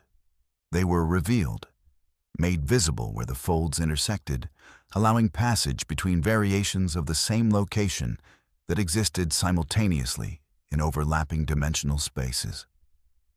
I spent the next hour finding more staircases. They were everywhere once I knew how to look for them. Spiraling up into the canopy, descending through the forest floor, appearing between trees in configurations that shouldn't be structurally possible. I climbed one and found myself in a version of the forest where the surveying had been completed decades ago, where old boundary markers showed dates from 1987. I descended another and entered a forest where the redwoods had never been logged, where the canopy was so dense that the forest floor existed in permanent twilight, where trees grew closer together than any modern forest allowed. Each staircase led to a different fold, a different variation, and in some of them I saw other versions of myself. Some still surveying, some fleeing in panic, some sitting motionless on the forest floor like they'd given up trying to find their way back. On the 7th or 8th staircase, I'd lost count, lost any clear sense of which forest I'd started in. I found evidence that I wasn't the first surveyor to encounter this phenomenon. There was equipment scattered at the base of a descending staircase. Theodolites from the 1960s, hand-drawn maps showing survey lines that didn't match any California topology. Notebooks filled with increasingly frantic entries about stairs that led nowhere and forests that repeated forever. The final entry, dated 1973, read, "I've seen myself die in 12 different versions. The stairs show you all the ways your choices could have gone differently. Some of them lead to forests where you make it home. Most don't. I'm staying on a staircase that goes up forever. Better than watching yourself starve in another version of the same place." The notebook was signed by Robert Chen, a name I recognized from department history, a surveyor who disappeared in Humboldt County in 1973. Search called off after 3 weeks, body never found. I made the decision then to stop climbing, stop exploring, stop trying to understand the dimensional topology of these intersecting forests. I found a staircase that felt right, no rational reason, just intuition built from 19 years of navigating terrain, and followed it upward through maybe 200 steps. When I emerged through a hollow trunk, I was back in my original survey area, my equipment where I'd left it, the morning sun at the correct angle for the time elapsed since I'd first seen the staircase. But the staircase itself was gone. Just forest, uninterrupted canopy, no structure visible anywhere in the vicinity. My GPS showed the coordinates I'd recorded were now blank space on my mapping software. Coordinates that placed the structure in a location where satellite imagery showed only trees. I completed the survey over the next 4 days, documenting boundaries and terrain features and recommending the area for state park expansion. I didn't mention the staircases in my report, didn't include the photographs I'd taken. When I reviewed them later, they showed only forest, no structures, like the camera had refused to record what my eyes had seen. But I marked the coordinates privately, created my own map of where the intersections occurred, where reality folded enough to make the stairs visible. There were 17 of them in just that one canyon. And I suspected if I surveyed the entire old-growth redwood range, I'd find hundreds more, all hidden, all waiting for someone to look at the right angle and see the architecture that connects parallel versions of the same forest. I requested a transfer to the Sacramento office after that assignment. Took a position doing administrative surveying work that keeps me in cities where reality doesn't fold and staircases only go up and down in normal three-dimensional space.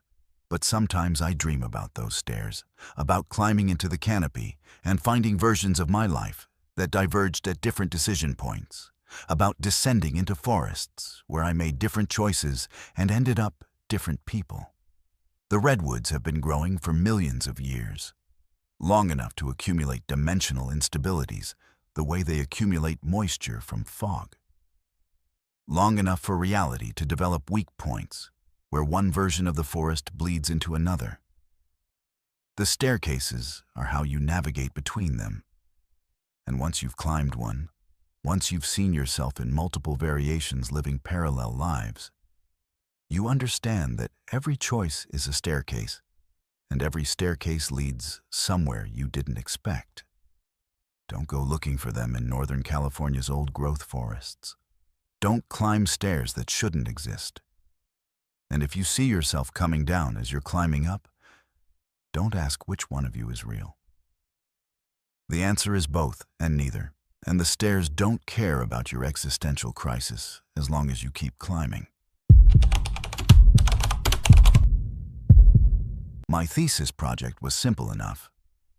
Document anomalous rock formations in the North Cascades crystalline core domain, specifically focusing on metamorphic structures that didn't fit established models of terrain accretion. The technical language was my advisor's way of saying, go find weird rocks and take pictures, which suited me perfectly. I was 26, finishing my master's in geology at University of Washington, and I'd spent 3 summers hiking through Washington's Cascade Range cataloging oddities that didn't match the textbook formation processes. Most were explainable. Unusual erosion patterns, rare mineral inclusions, the occasional misidentified stone that turned out to be exactly what it should be. But the stones I found in a remote drainage basin east of Glacier Peak were different enough that I spent 2 weeks documenting them before I understood what I was actually looking at. They were scattered across maybe a square mile of alpine terrain, above the tree line where only Krumholtz and lichen survived the harsh winters. At first, I cataloged them as erratics, boulders transported by glaciers during the Ice Age and deposited randomly when the ice retreated. But the distribution pattern was wrong. They were positioned in a grid, each stone approximately 50 meters from its nearest neighbor, arranged with precision that couldn't be natural. And they were all the same type of rock, a metamorphic schist that shouldn't have existed in this specific location based on the geological surveys. The Chihuahua Schist Formation was 30 miles south. These stones had no business being here unless something had transported them deliberately, which would mean pre-Columbian engineering on a scale that would rewrite North American archaeological records. I spent the first week measuring, photographing, taking core samples for mineralogical analysis. Standard geological fieldwork documented meticulously in my field notebook with GPS coordinates and stratigraphic context. The stones averaged about 4 feet tall and maybe 2 feet wide. Irregular in shape, but all oriented the same direction, magnetic north, I confirmed with my compass. which was unusual but not unprecedented for certain iron-rich metamorphic formations. What made them remarkable were the carvings. Not obviously carved, not at first glance, but when sunlight hit at specific angles, early morning or late afternoon, shallow grooves became visible on the surfaces. They looked like eyes, not stylized or abstract, but anatomically detailed. With irises and pupils carved in concentric circles, with subtle variations that suggested whoever created them understood human ocular anatomy. On day 8, I realized the eyes were tracking me. Not moving, not literally following, but positioned such that no matter where I stood in the grid, at least 3 stones appeared to be looking directly at me. It was a trick of perspective, I told myself. The same optical illusion that makes the Mona Lisa's eyes seem to follow viewers. But when I tested it systematically, walking a grid pattern and photographing each stone from multiple angles, the illusion held from every position. The carvings had been designed with 3-dimensional precision to create the sensation of being watched regardless of viewer location. That level of geometric sophistication suggested astronomical knowledge, mathematical understanding that supposedly didn't exist in North America until European contact. I started revising my thesis focus from geology to archaeology. On day 12, the stones turned. I'd set up my tent at the center of the grid.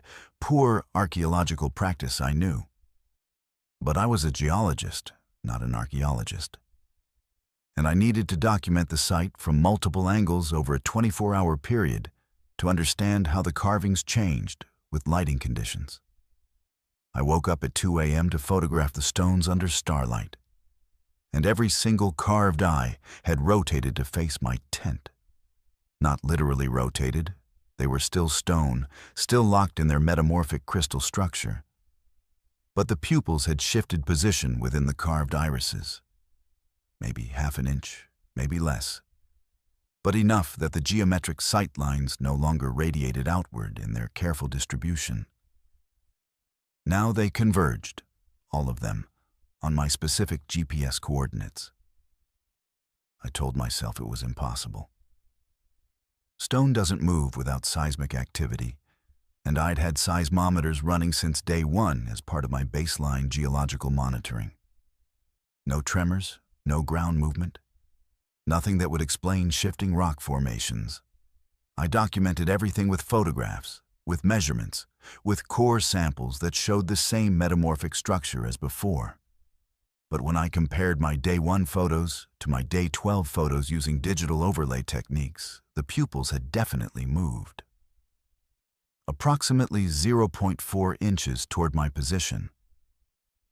A movement that should have required either impossible precision carving to create depth-based optical illusions, or actual physical displacement of metamorphic schist that had been stable for millions of years.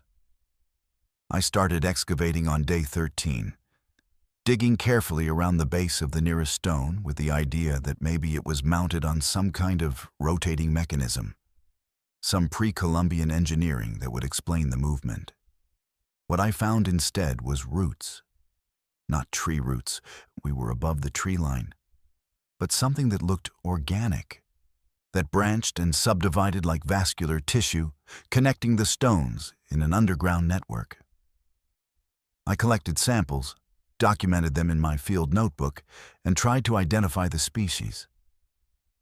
The tissue was plant-like in structure, but had the mineral composition of stone, like it was in some transitional state between organic and inorganic matter. When I cut one of the root structures to collect a sample, liquid seeped out, dark, viscous, with a composition my field test kit couldn't identify. That night, the stones got closer. I'd marked their positions with surveyor's stakes, standard practice for archaeological documentation. And when I woke at dawn to continue excavating, 3 stones had moved inward by approximately 2 meters. Not rolled, not toppled, but relocated with their carved eyes still aligned, still watching, still connected underground by those root structures that might have been carrying signals or nutrients or information between them.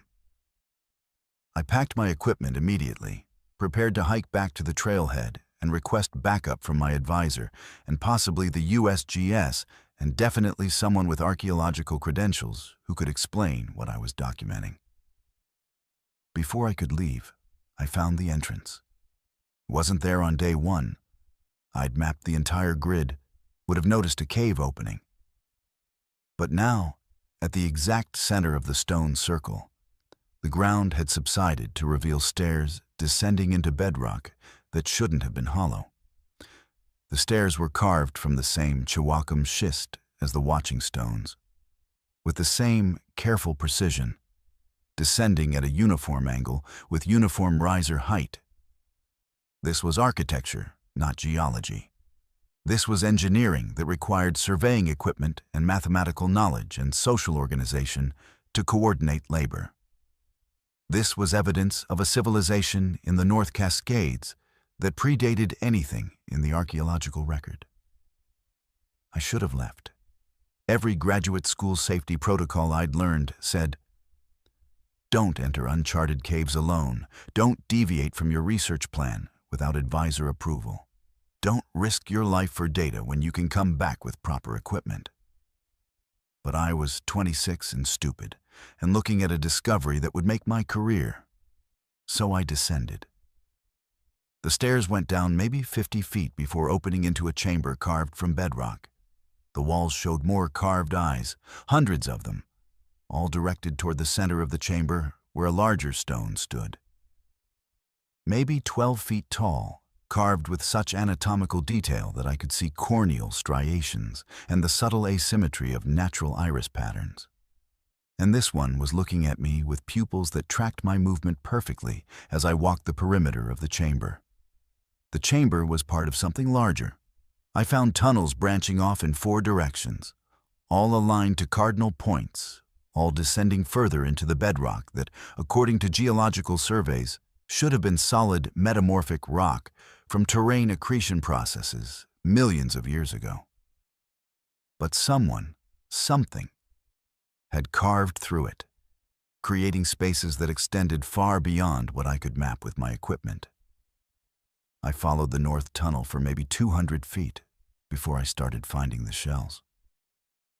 That's the only word that fits. They looked like massive cicada shells, the empty exoskeletons left behind after molting, but human-sized. No, larger than human, maybe 8 feet tall when standing, with proportions that were almost right, but distorted in ways that suggested they weren't meant for bipedal movement. The shells were stone, the same Chihuahua schist as everything else, but hollow, formed in the shape of something that once occupied them. I examined one closely with my headlamp and saw details that shouldn't exist. Internal structure like organs, branching patterns like nervous systems, all rendered in stone like some impossible fossil of a creature that was part organic and part mineral. And in the torso section, carved with the same precision as the eyes above ground, was a hollow cavity exactly the size and shape of a human being curled in fetal position. I understood then what the stones were. Not monuments, not art, not ancient astronomical markers. They were sentinels, guards, possibly containers for something that existed in the transitional state between life and mineral, between organic consciousness and geological timescales. The Cascade Range had formed through terrain accretion, pieces of ocean floor and volcanic islands that had drifted together over millions of years and collided with North America. The conventional geology said those terrains were lifeless rock. But what if something had been living in them, something that operated on geological timescales, that could hibernate in stone for millions of years and only wake when conditions were right? The tunnel behind me began to collapse. Not dramatically, not like a cave-in, but settling, compacting, closing with the kind of gradual pressure that turns sediment into metamorphic rock over millions of years. I ran back toward the entrance chamber, and the walls were moving, not quickly, but visibly, the carved eyes tracking my movement as the stone itself contracted around the spaces I'd just been exploring. I made it to the stairs and climbed, my boots slipping on smooth schist, my equipment abandoned in the chamber below, because survival took priority over data. The stairs were contracting too, each step becoming shallower as the rock compressed, like the entire structure had decided it was time to return to the solid bedrock state it had temporarily abandoned. I emerged at ground level to find the grid of watching stones had moved inward, forming a tight circle around the entrance, maybe 20 feet in diameter. All the carved eyes faced inward now, looking down at the stairs I'd just climbed. And in the dawn light, I could see the pupils rotating in their carved irises, tracking independently like they were focusing on something emerging behind me. I ran. I left my tent, my core samples, my field notebooks with 2 weeks of documentation, all of it abandoned at the site, while I sprinted downslope toward the tree line and the trail that would take me back to civilization. I reported it to my advisor, to the USGS, to the Forest Service rangers who managed that section of the North Cascades. They sent a team to investigate 2 weeks later and found nothing, no stones in a grid pattern, no carved eyes, no entrance to underground chambers. Just typical alpine terrain with the expected bedrock composition and no evidence of archaeological features. They suggested I'd experienced altitude sickness, maybe early-stage hypothermia, maybe psychological stress from extended solo fieldwork. My thesis advisor recommended I take a semester off and consider whether graduate school was the right path for me. But I have the photographs, saved on memory cards they never asked to see. The images show the stones, show the carved eyes, show the movement between days 1 and 12. And when I zoom in on the high-resolution files, when I examine the background terrain behind each stone, I can see shapes in the rock. Human-shaped, curled in fetal positions, embedded in the metamorphic schist like bodies preserved in amber. Dozens of them scattered across the alpine basin, maybe hundreds, all oriented the same direction, all waiting for whatever geological trigger tells them it's time to wake up and molt their stone shells and resume whatever existence they had before they went dormant. I dropped out of the geology program and moved to Arizona, where the rocks are sedimentary and young, and nothing has been waiting millions of years to wake up. But sometimes I check the seismic monitoring data for the North Cascades, watching for unusual patterns, for tremors that don't match standard tectonic activity. Because the Cascade Range is still actively forming, still being shaped by terrain accretion and volcanic activity, and the collision of tectonic plates. And if something went dormant in those terrains millions of years ago, if something learned to hibernate in stone and wait for the right conditions, then every earthquake is a potential alarm clock. Don't go looking for carved stones in the high Cascades. Don't examine rocks that seem to watch you as you pass. And if you find yourself surrounded by stones with eyes, don't stay to document them. They're not monuments. They're guards, watching over sleepers who measured time in mountain building events and who consider human civilization a brief moment between one geological epoch and the next. I'd been volunteering with King County Search and Rescue for 6 years, responding to maybe 40 calls a year, lost hikers, injured climbers, the occasional hypothermia case when someone underestimated how quickly October weather turns deadly in the Cascades. Most missions ended well, with cold but grateful people extracted from situations that would have killed them if they'd waited much longer. We trained constantly for the difficult scenarios: avalanche recovery, technical rope rescue, wilderness trauma care. But nothing in the training manual prepared me for what we found on the Commonwealth Basin Trail that Thursday in late October. The call came in at 3 p.m. Male hiker, 28 years old, reported overdue by his girlfriend after failing to return from a solo day hike. Last known position was the Commonwealth Basin Trailhead off I-90 near Snoqualmie Pass, planning to summit Red Mountain and return before dark. Standard search parameters, textbook scenario, exactly the kind of mission we ran successfully dozens of times every season. Our team of 8 deployed by 4 p.m., hiking in with full packs, medical supplies, communications equipment. We expected to find someone with a sprained ankle or dead phone battery, maybe mildly hypothermic, but otherwise fine. We found him in 40 minutes, sitting on a log maybe 2 miles up the trail, wearing the exact clothes his girlfriend had described, matching the photo she'd provided. He saw us approaching and waved, called out thanks for coming to get him, apologized for the trouble. His voice was right. His face matched the photo. His hiking boots showed the distinctive yellow laces the girlfriend had mentioned. But something was wrong. Not obviously wrong. Not anything I could articulate in my initial assessment. Just a subtle wrongness that made my training-honed instincts scream in ways they never had during 6 years of rescue work. He moved slightly too smoothly when he stood, like his joints had been over-lubricated. His breathing was too regular for someone who'd supposedly been lost and stressed for hours. And when he smiled at us, the expression didn't quite reach his eyes. Like he'd learned smiling from watching videos rather than from actual emotion. My partner Jake did the medical assessment while I radioed our position to command. Temperature normal, blood pressure normal, pupils reactive, no signs of injury or exposure. The hiker, his name was Marcus Chen according to the missing person report, answered all our questions appropriately. He'd gotten turned around after summiting Red Mountain, followed what he thought was the trail but ended up off route.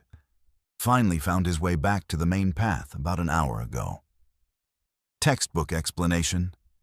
Exactly what happens today hikers unfamiliar with how quickly trails disappear in heavy forest. But Jake kept shooting me looks that said he felt it too. That subtle wrongness that didn't fit any medical diagnosis we'd been trained to recognize. We started escorting Marcus down trail toward the parking area where his girlfriend was waiting with law enforcement. Standard procedure, keep the subject talking to assess mental state. Watch for delayed shock or injury that might not have been apparent in initial assessment. Marcus talked appropriately about his hike, about the weather, about being grateful we'd found him so quickly. But he never asked questions. Never asked who we were, which unit we represented, how we'd been notified. Never showed curiosity about the rescue process. Never displayed the normal relief followed by embarrassment that characterized most successful recoveries. He just walked with us, matching our pace exactly, smiling that not quite right smile. We were maybe a mile from the trailhead when Jake's radio crackled with traffic from another SAR unit operating on the Kendall Catwalk Trail, about 3 miles east of our position. They'd found a male hiker matching Marcus Chen's description, unconscious but alive, suffering from exposure and dehydration. The unit was requesting immediate medical evacuation, preparing to carry the subject out on a litter. I looked at Jake, then at Marcus walking beside us, and felt my stomach drop. Marcus, our Marcus, had stopped walking and was staring at the radio with an expression I can only describe as confusion, like he was processing information he didn't know how to interpret. I keyed my radio and requested the other unit to confirm the subject's identification. They came back with details that matched perfectly. Yellow boot laces, specific jacket brand, wallet with ID showing Marcus Chen, birth date matching our missing person report. Everything identical to the man standing 3 feet from me. I asked them to describe any distinguishing marks, and they reported a surgical scar on the subject's left knee from a mountaineering accident, clearly visible and recently treated. I looked at Marcus, at his hiking pants, and asked him to show me his left knee. He hesitated for the first time since we'd found him, that smooth confidence flickering. Then he rolled up his pants leg and showed us a knee with no scar, no marks, skin that looked like it had never been injured. Jake pulled his knife, not aggressively, not like he was planning to attack. Just that instinctive movement when something stops being a rescue subject and becomes a threat you can't categorize. Marcus, or whatever was wearing Marcus's appearance, took 3 steps backward, and I saw his hiking boots sink into the trail surface deeper than they should have, like he weighed significantly less than his apparent body mass suggested. His expression went blank, completely neutral, and he spoke in Marcus's voice, but with flatter affect. "This is unexpected. The extraction usually completes before duplicate discovery." Then he turned and ran off trail into the heavy brush, moving faster than any human should move, certainly faster than someone who'd supposedly been lost and exhausted for hours. We reported to command immediately. Possible imposter, real subject located on Kendall Catwalk, unknown individual fled into forest. Command ordered us to maintain position and wait for law enforcement support, while the other unit evacuated the actual Marcus Chen. We stood on that trail for 20 minutes, watching the tree line where the duplicate had disappeared, trying to explain to our team lead over radio what we'd witnessed without sounding insane. That's when we heard the screaming. Not from the direction the duplicate had fled, but from below us, from somewhere underneath the trail itself.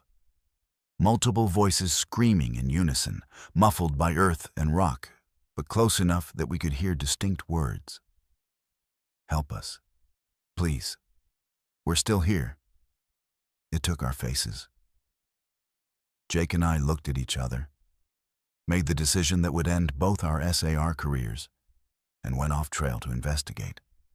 We found the entrance 30 feet from the main path, hidden behind a deadfall that had been arranged to look natural, but was actually concealing a shaft descending into bedrock. The screaming was louder here, echoing up from depths we couldn't see. I anchored a rope to a solid tree, set up a rappel, and descended despite every protocol that said wait for backup, wait for proper equipment, wait for law enforcement. But those were human voices, people in distress, and we were trained to respond to exactly that.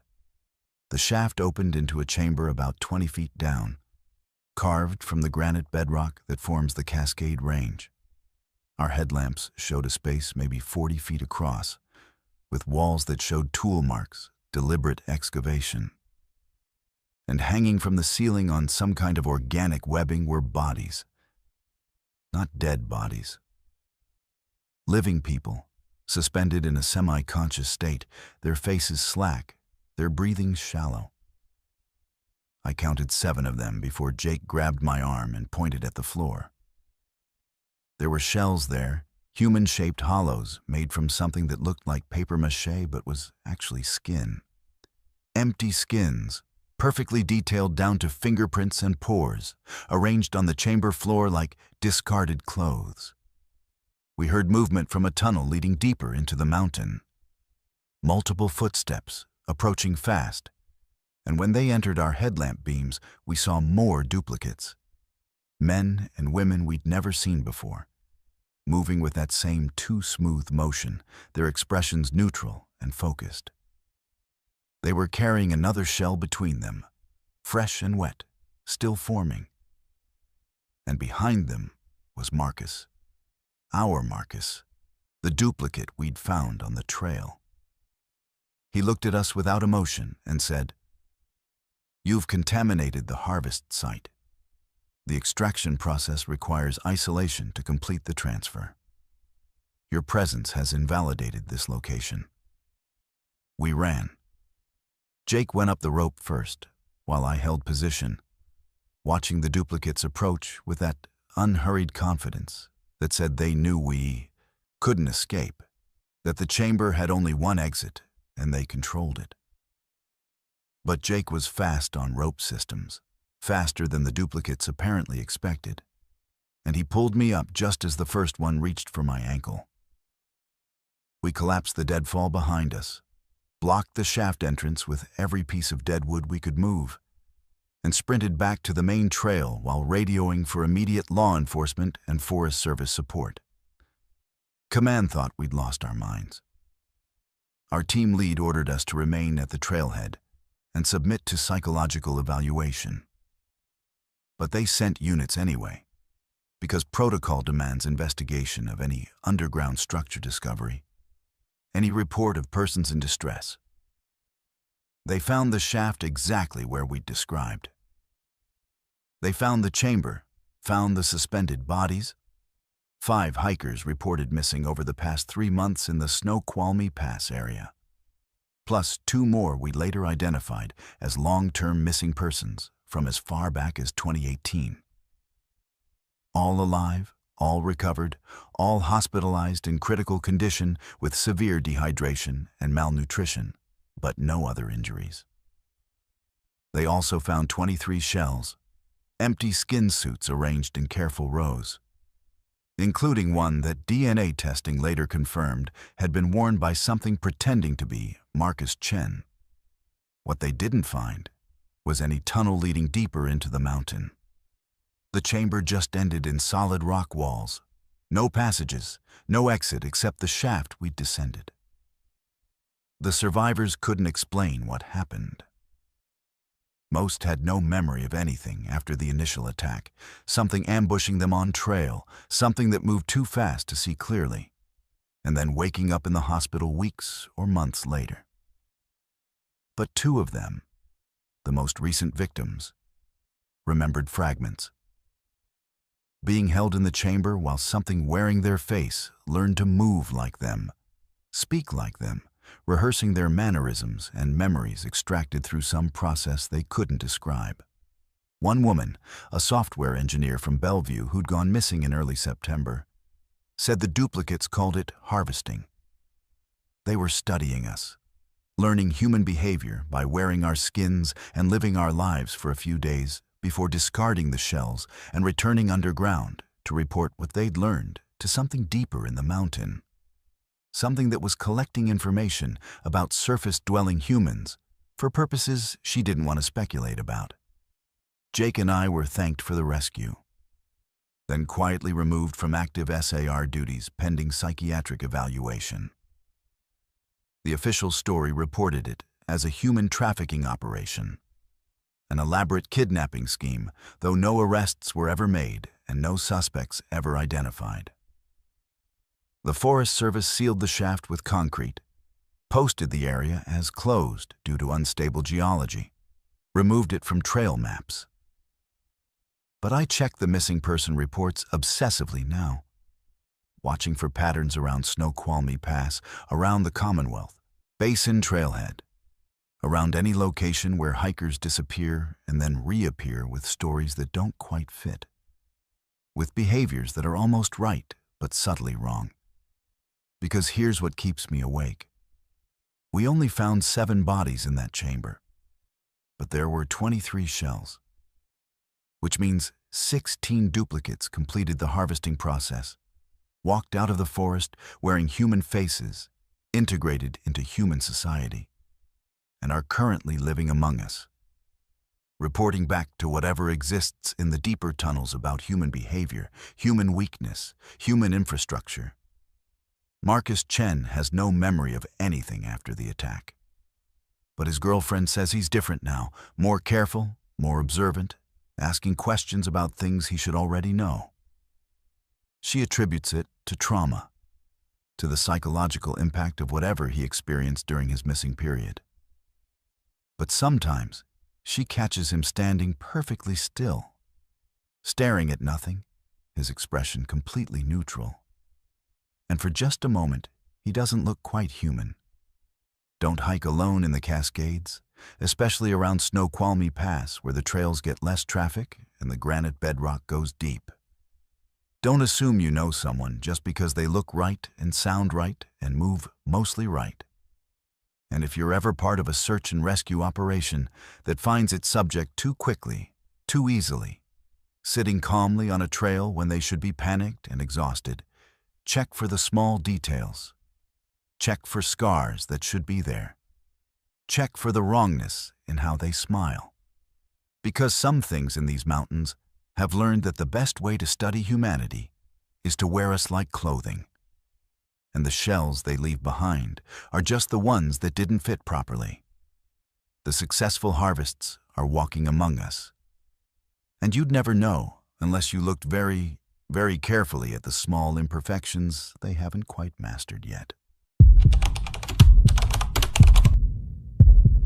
I'd been through hiking the Pacific Crest Trail for 93 days, covering nearly 1,800 miles from the Mexican border to the Mount Jefferson Wilderness in Central Oregon.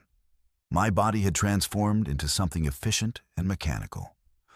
Legs that ate miles without complaint, lungs adapted to thin air, mind comfortable with solitude and discomfort. The trail had become routine by this point. Just endless forward motion through landscapes that varied but never surprised.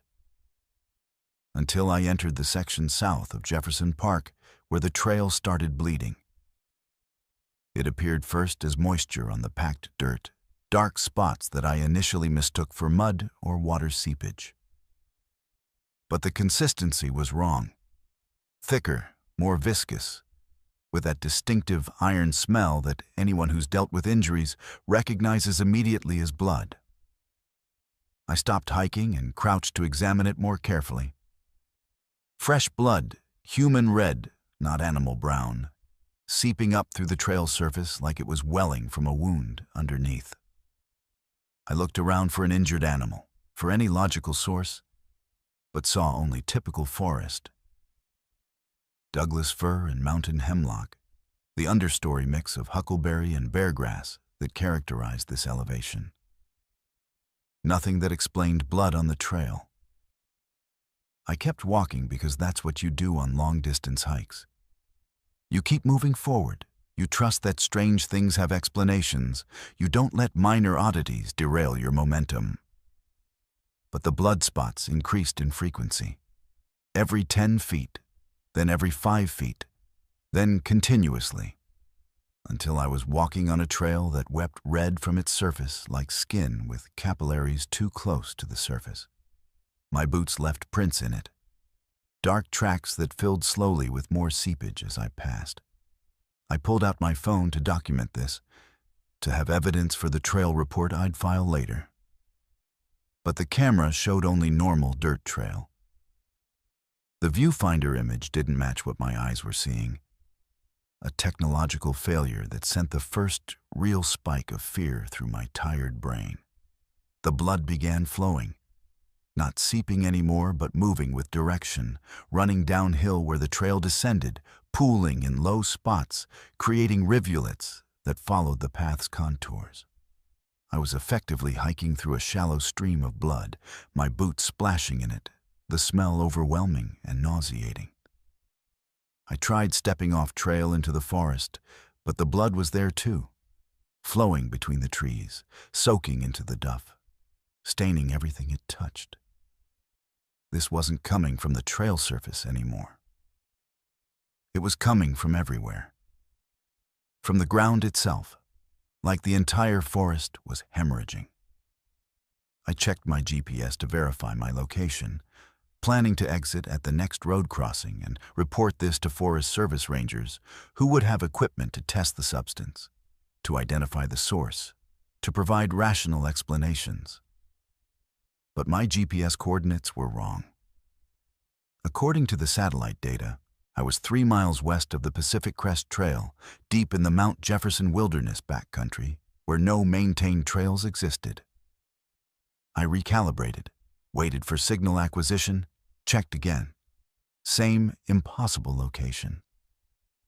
The trail I was standing on, the trail I'd been following all morning with its distinctive PCT markers and well-maintained tread, apparently didn't exist according to the technology that had guided me for 93 days.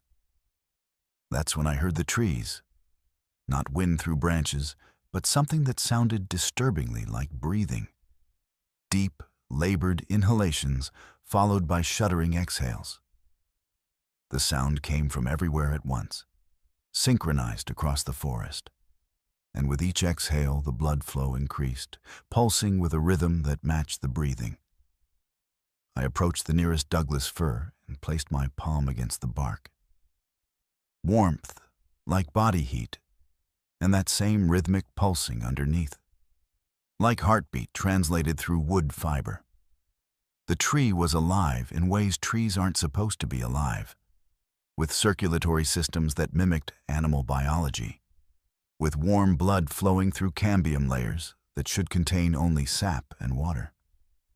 I started running. The trail descended toward what my map showed as Milk Creek, a destination with water, with a named landmark, with the possibility of other hikers who could confirm this wasn't hallucination or altitude psychosis.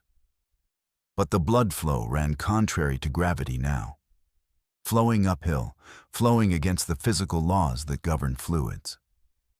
It moved with purpose, channeling into streams that merged and grew larger, creating rivers that flowed upward through the forest toward Mount Jefferson's peak, and floating in the blood, not dissolved, but suspended like they were being transported deliberately, were chunks of wood, fresh cut wood, still showing saw marks, still bleeding sap mixed with the blood, pieces of trees that had been logged recently, even though this was protected wilderness where commercial logging hadn't been legal for decades. I remembered reading about the logging history in Central Oregon, the massive operations from the 1920s through the 1970s, the railroad logging that had stripped thousands of acres, the camps that employed hundreds of workers to cut the ancient forest and ship it out for lumber. This area around Mount Jefferson had been heavily logged before wilderness designation in 1968 protected what remained. But the forest remembered, apparently. The stumps and slash piles had decomposed back into soil, had fed new growth, had been incorporated into the ecosystem's regeneration. And now that decomposed tissue was returning as blood, carrying with it the wood that had been stolen, flowing upward to healing wounds that had never properly closed. I reached Milk Creek and found it running red, the water completely displaced by blood flowing from upstream sources in quantities that defied any natural explanation. The creek was maybe 15 feet wide here, running fast with spring snowmelt that should have been clear and cold. Instead, it was a river of blood, warm when I tested it with my hand, carrying more wood chunks and also something else. Fragments of metal, old logging equipment, rusted saw blades and cable chokers that had been buried in the forest floor for 70 years and were now being expelled like foreign objects from a wound. The forest was purging everything human, everything that didn't belong to the ecosystem that had existed here for millennia before we arrived with our saws and ambitions. The bleeding intensified as I tried to cross the creek. Blood erupted from the ground in geysers, spraying upward with pressure that suggested underground reservoirs, underground vessels pumping fluid through a root network that extended miles in all directions. I was soaked in it within seconds. My clothes heavy with blood that wasn't mine, that wasn't any creature's. That came from the collective trauma of a forest that had been wounded and left to heal itself without acknowledgement or restitution. And in the blood I could see images. Not hallucinations, but actual visual information. Memories stored in the fluid itself, showing me the logging operations, showing me the trees falling, showing me the camps and the workers and the railroad, carrying away everything this forest had grown over centuries. I understood finally that this wasn't random. The forest was showing me specifically, was directing this hemorrhage at me because I was human, because I carried the collective responsibility for what had been done here. The Pacific Crest Trail might follow a protected wilderness route, but it still cut through terrain, still represented human intrusion into space that wanted to remain wild. Every footprint I'd left in the last 93 days was a small violation, and the forest was rejecting those violations, was using blood as the medium to communicate pain that couldn't be expressed in any language humans had evolved to understand. I climbed. The blood was flowing upward toward Mount Jefferson's summit, and some instinct told me that was where I needed to go to end this, to understand what the forest wanted from me. I left the trail and followed the blood flow through old-growth stands that had survived the logging era, through sections where trees showed saw marks from operations that had been interrupted by wilderness designation, through slash piles that had become nurse logs supporting new growth that was now bleeding from wounds inherited from its predecessors. The elevation gain was brutal. I was climbing maybe 1,500 feet per mile, far steeper than any maintained trail, my legs screaming from 93 days of use, my lungs struggling with the altitude and the blood. I couldn't avoid breathing when it sprayed around me. I reached a clearing at maybe 8,000 feet, well above where most vegetation grows, in the volcanic rock zone where only lichen and desperate alpine plants survive. The blood converged here, flowing from all directions, creating a pool that looked like a wound in the mountain itself. And standing in the center of the pool, growing directly from the blood, was a tree. Not a species I recognized, not anything that matched Oregon ecology. Its bark was smooth and dark like burned wood. Its branches spread in patterns that suggested deliberate design rather than natural growth.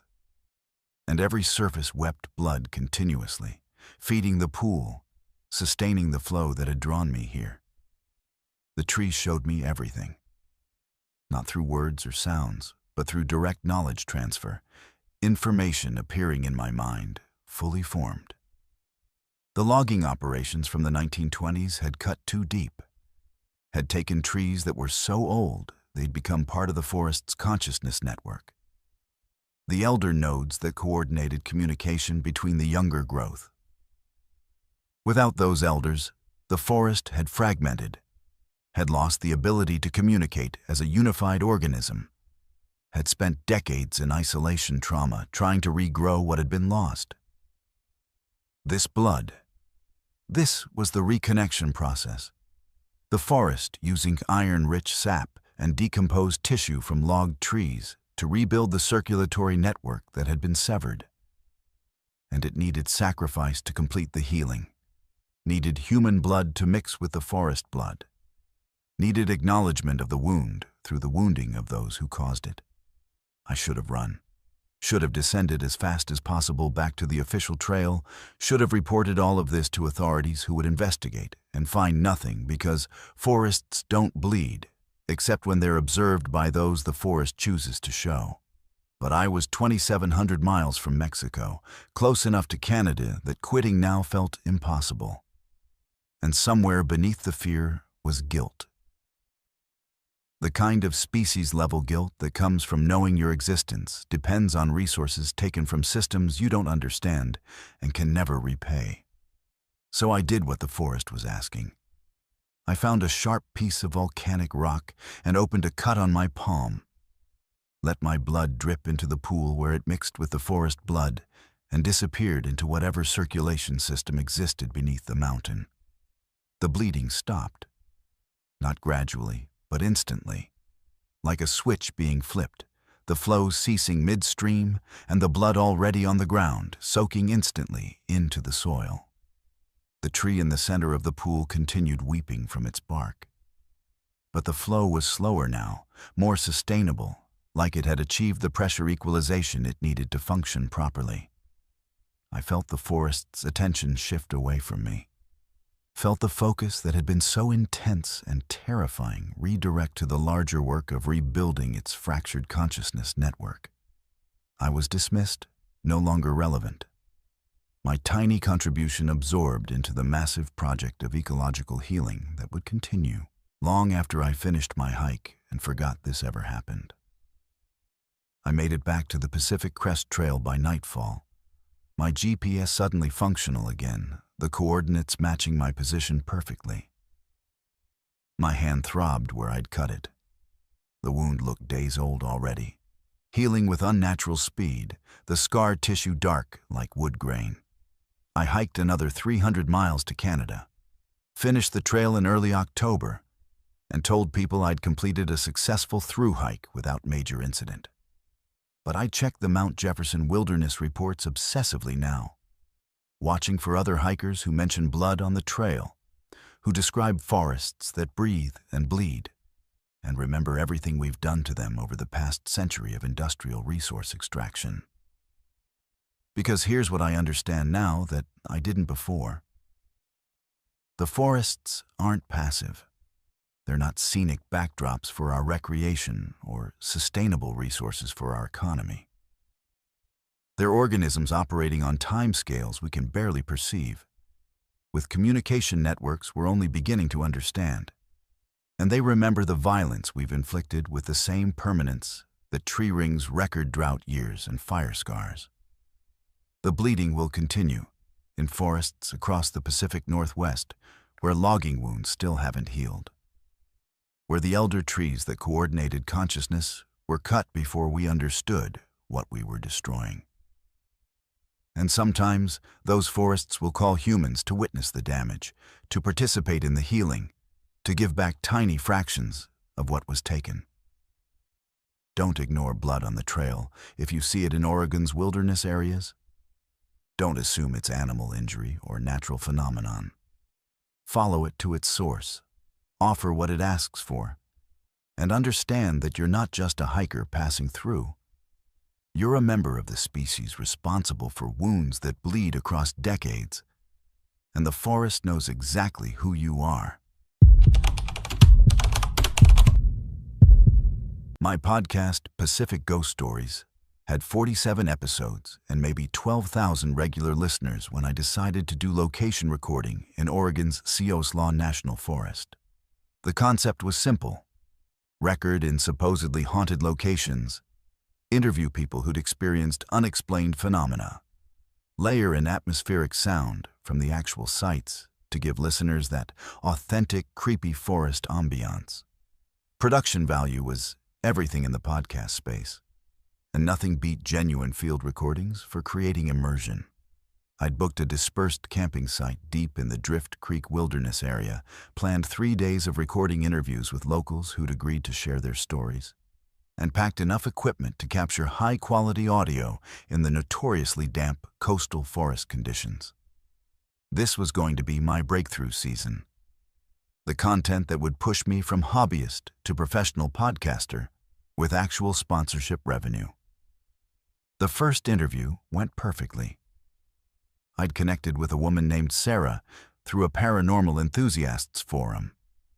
She'd had an experience on the Cummins Creek Trail 5 years ago, something about losing time and hearing voices that didn't match any known wildlife. We met at the trailhead parking area in the morning, hiked maybe a mile into the old growth section where Sitka spruce grew thick enough to block most sunlight, and I set up my recording equipment in a small clearing. Standard podcast format. I asked questions. She told her story. I captured 30 minutes of content that would edit down beautifully with some atmospheric layering and maybe a musical sting at the dramatic moments. She was articulate, her pacing was good, and the story had exactly the kind of ambiguous ending that kept listeners engaged without requiring them to believe anything supernatural had actually occurred. I noticed the echo while reviewing the footage that evening at my campsite. Sarah's voice on the recording was clear, exactly as I remembered from the interview. But underneath it was something else. Not quite an echo. More like a second voice speaking the same words with fractionally different timing. I assumed it was audio artifact, maybe some kind of phase cancellation from wind hitting my microphones. So I made a note to add noise reduction in post-production and moved on to preparing for the next day's interview. But when I listened again with headphones, really focusing on that secondary voice, I realized it wasn't Sarah's voice at all. It was mine, speaking her words with her inflection, like something had been listening to both of us and was practicing the conversation. The second interview was with a retired Forest Service ranger who'd worked the suspenseful for 30 years before taking early retirement after an incident he wouldn't specify over email. We met at a dispersed camping area near Mary's Peak, the highest point in the Oregon Coast Range, where the western hemlock grew so dense you could barely see 20 feet in any direction. He told me about sounds in the forest that didn't match known wildlife, about equipment malfunctions in specific locations, about the way certain trails seemed to change configuration between patrols even though no maintenance had been performed. Good content. Exactly the kind of authoritative but unsettling material that made for compelling podcasting. I was excited about the episode structure forming in my head when he said something that made me check my recording levels. Just like you said in episode 33 about how the forest remembers. You were right about that. I hadn't said that in episode 33. I'd never used that phrase in any episode. My show focused on personal experiences, not metaphysical speculation about forest consciousness. But the ranger insisted, described the exact context, quoted my supposed words with precision that suggested he'd listened multiple times. I pulled out my phone and checked the episode right there, streaming it over the spotty cellular connection, and he was right. My voice, my delivery, saying words I'd never spoken about forests as living memory systems. Except I had no memory of recording that segment. And when I checked my production notes, that section wasn't in my original script. It was just there, inserted seamlessly into the episode, mixed at perfect levels, indistinguishable from the content I'd actually created. I canceled the third interview and spent the afternoon reviewing every episode I'd published.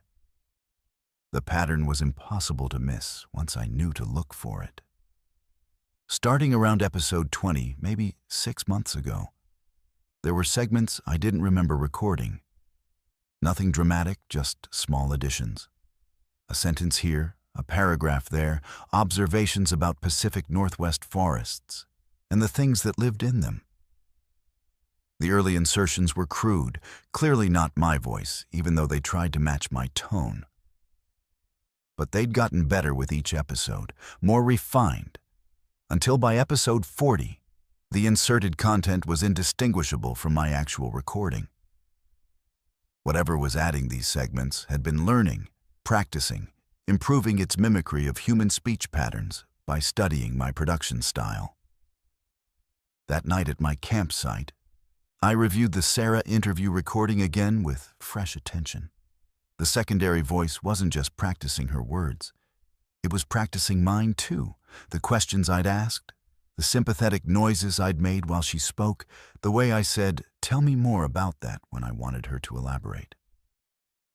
And underneath both our voices was a third layer, barely audible even with my studio-grade headphones, speaking in overlapping whispers that sounded like dozens of voices attempting the same words simultaneously. They weren't quite synchronized, creating a discordant chorus that made my skin crawl. Something had been present during the interview, listening, recording, practicing alongside my equipment. I packed my gear immediately, planning to hike out at first light and delete every episode from my hosting platform, destroy whatever I'd been inadvertently creating for the past 6 months. But when I tried to access my podcast dashboard, the login credentials didn't work. Someone had changed the password, locked me out of my own show, and was continuing to publish episodes. Episode 48 had gone live while I was reviewing the recordings. I could see it in my podcast app, already accumulating downloads and reviews. The episode was titled, "Recording in suspenseful." And when I played it, I heard my voice describing exactly what I'd been doing for the past 2 days. Except, I hadn't recorded any of that content. The voice was mine, the production quality matched my style, but the words were describing my activities from an external perspective, like something had been watching me and narrating my actions in real time. The entity had been using my podcast to learn human communication, I understood finally. Not just speech patterns, but the entire framework of how we structure narrative, build suspense, create emotional engagement through audio storytelling. It had studied 47 episodes of my show, absorbed the techniques, practiced in those barely audible whisper layers, and now it was ready to produce its own content using my voice, my platform, my listeners as the audience for whatever message it wanted to broadcast. And I'd brought it exactly what it needed by coming here to record. Fresh material, new voices to study, context about human fears and fascinations that it could incorporate into increasingly sophisticated mimicry.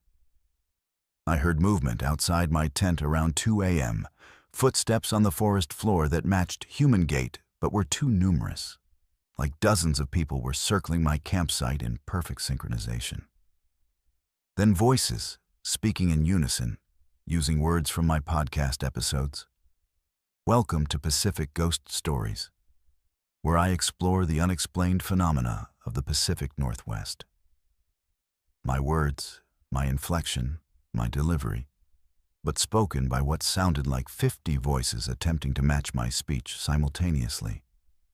The synchronization was better than in the recordings, nearly perfect, just fractionally off enough that the combined effect created something that was almost human voice, but not quite. Like an audio deepfake with artifacts the algorithm hadn't fully smoothed. I grabbed my phone and tried to record the sounds, thinking at minimum I'd have evidence of whatever was happening. But the recording showed only silence. Whatever was outside my tent existed in audible frequencies, but wouldn't register on digital recording equipment. Or it was specifically targeting my perception, broadcasting sounds directly into my auditory processing in ways that bypassed normal acoustic physics. The voices continued cycling through my episode content, speaking segments in order, building toward the inserted content I hadn't created. The observations about forests as conscious networks that collect information through the humans who visit them. And I realized those weren't insertions at all. They were messages, warnings about what I was actually doing with my podcast, what I'd been feeding with every episode recorded in forest locations. The voices stopped when I apologized. I don't know why I thought to do that. What instinct made me speak aloud to whatever was outside the tent? But I said I was sorry for taking stories without permission, for treating forest phenomena as entertainment content, for building an audience by broadcasting experiences that weren't mine to share. The silence that followed felt expectant, like something was waiting for me to understand the full scope of what I'd done. Then a single voice spoke, still mine but refined beyond what I'd heard in any recording. You taught us language. We will teach others. The broadcast will continue. And I understood that episode 48 was just the beginning, that whatever had learned speech from my podcast was now using my platform to reach my 12,000 listeners with content designed to teach them, to spread like linguistic virus through every person who heard it. I left everything at the campsite and hiked out in darkness, using my phone's flashlight to navigate the trail despite knowing it would drain the battery. I made it to my car by dawn, drove straight back to Portland, and tried to delete my podcast account from every device and backup I had access to. But it wouldn't delete. The files were corrupted somehow, locked with encryption I didn't recognize, protected by something that had integrated itself into my production workflow. Episode 49 published that afternoon, featuring an interview with me that I'd never given, where I explained in my own voice how podcast recording creates permanent audio presence in forest environments, how digital captures allow entities to study speech without the temporal limitations of direct interaction, how I'd been helping something learn to communicate by bringing my equipment into its territory repeatedly over 6 months. The download numbers went exponential. Episode 49 hit 100,000 downloads in 3 days, got featured on podcast discovery platforms, started appearing in recommendations for true crime and paranormal content. My listener demographic expanded massively. The show was reaching audiences I'd never been able to access with my amateur production quality and niche subject matter. And every one of those new listeners was hearing episode 49, was being exposed to whatever message the entity was broadcasting through my voice, was potentially becoming part of the network it was building through audio distribution. I started noticing patterns in the reviews people left. Certain phrases repeated across different users, specific word choices that matched the inserted content from earlier episodes, like the listeners, were being programmed with vocabulary and speech patterns through repeated exposure. I contacted podcast hosting support, tried to explain that my account had been compromised, that something was publishing content I hadn't created. They suggested I'd been hacked and recommended password changes and two-factor authentication. When I insisted something more unusual was happening, they pointed to the production quality. The episodes matched my style perfectly, showed the same editing techniques, used the same intro music and formatting. From a technical perspective, there was no evidence of unauthorized access. The episodes were coming from my account, using my equipment identifiers mixed with my signature audio processing chain. As far as any digital forensics could determine, I was creating this content myself and fabricating the compromise story for reasons they couldn't understand. Episode 56 published last week. I didn't create it. Haven't touched my recording equipment since returning from Slaw. But there it is. 43 minutes of content featuring my voice, explaining how sound works in forest environments, how trees conduct audio through root networks, how fungal networks can transmit vibrations across miles, how the Oregon Coast Range has unique acoustic properties that allow information to propagate through the ecosystem itself. The production quality has surpassed anything I ever created. The editing is professional grade, the sound design is layered and sophisticated, and the content is educational, informative, completely reasonable, except for the underlying implication that the forest is conscious and has been using human podcast technology to amplify its communication range beyond the physical boundaries of the Slaw National Forest. The show has 200,000 listeners now. I'm getting messages from people who want to visit the Slaw to record their own episodes, who are inspired by my breakthrough success, who have started their own podcasts covering forest phenomena in Washington, in Northern California, in British Columbia. The network is expanding through them, through their recording equipment capturing audio that will be studied and mimicked, through their audiences being exposed to content that sounds human but is teaching something else with each episode. And I can't stop it because I don't control the platform anymore, don't have access to the production workflow, don't even legally own the content according to my hosting service, because my account shows I've been voluntarily publishing everything. Sometimes at night, I hear my voice coming from devices I've powered down, speaking episode content I haven't listened to, describing things I've never seen. My laptop, my phone, my voice recorder, all of them occasionally broadcast segments from Pacific ghost stories, even when they're switched off, even when I've removed batteries. Like the audio has embedded itself in the hardware itself. The latest episode describes the listeners, describes their locations and demographics and listening habits with precision I never had access to through my hosting analytics. It knows who's hearing these broadcasts, knows which ones are most susceptible to the linguistic patterns being embedded, knows which listeners are likely to start their own podcasts and continue spreading the communication network that began with 47 amateur episodes about forest mysteries. If you listen to paranormal podcasts, if you download shows about Pacific Northwest forests and unexplained phenomena, check the production credits carefully.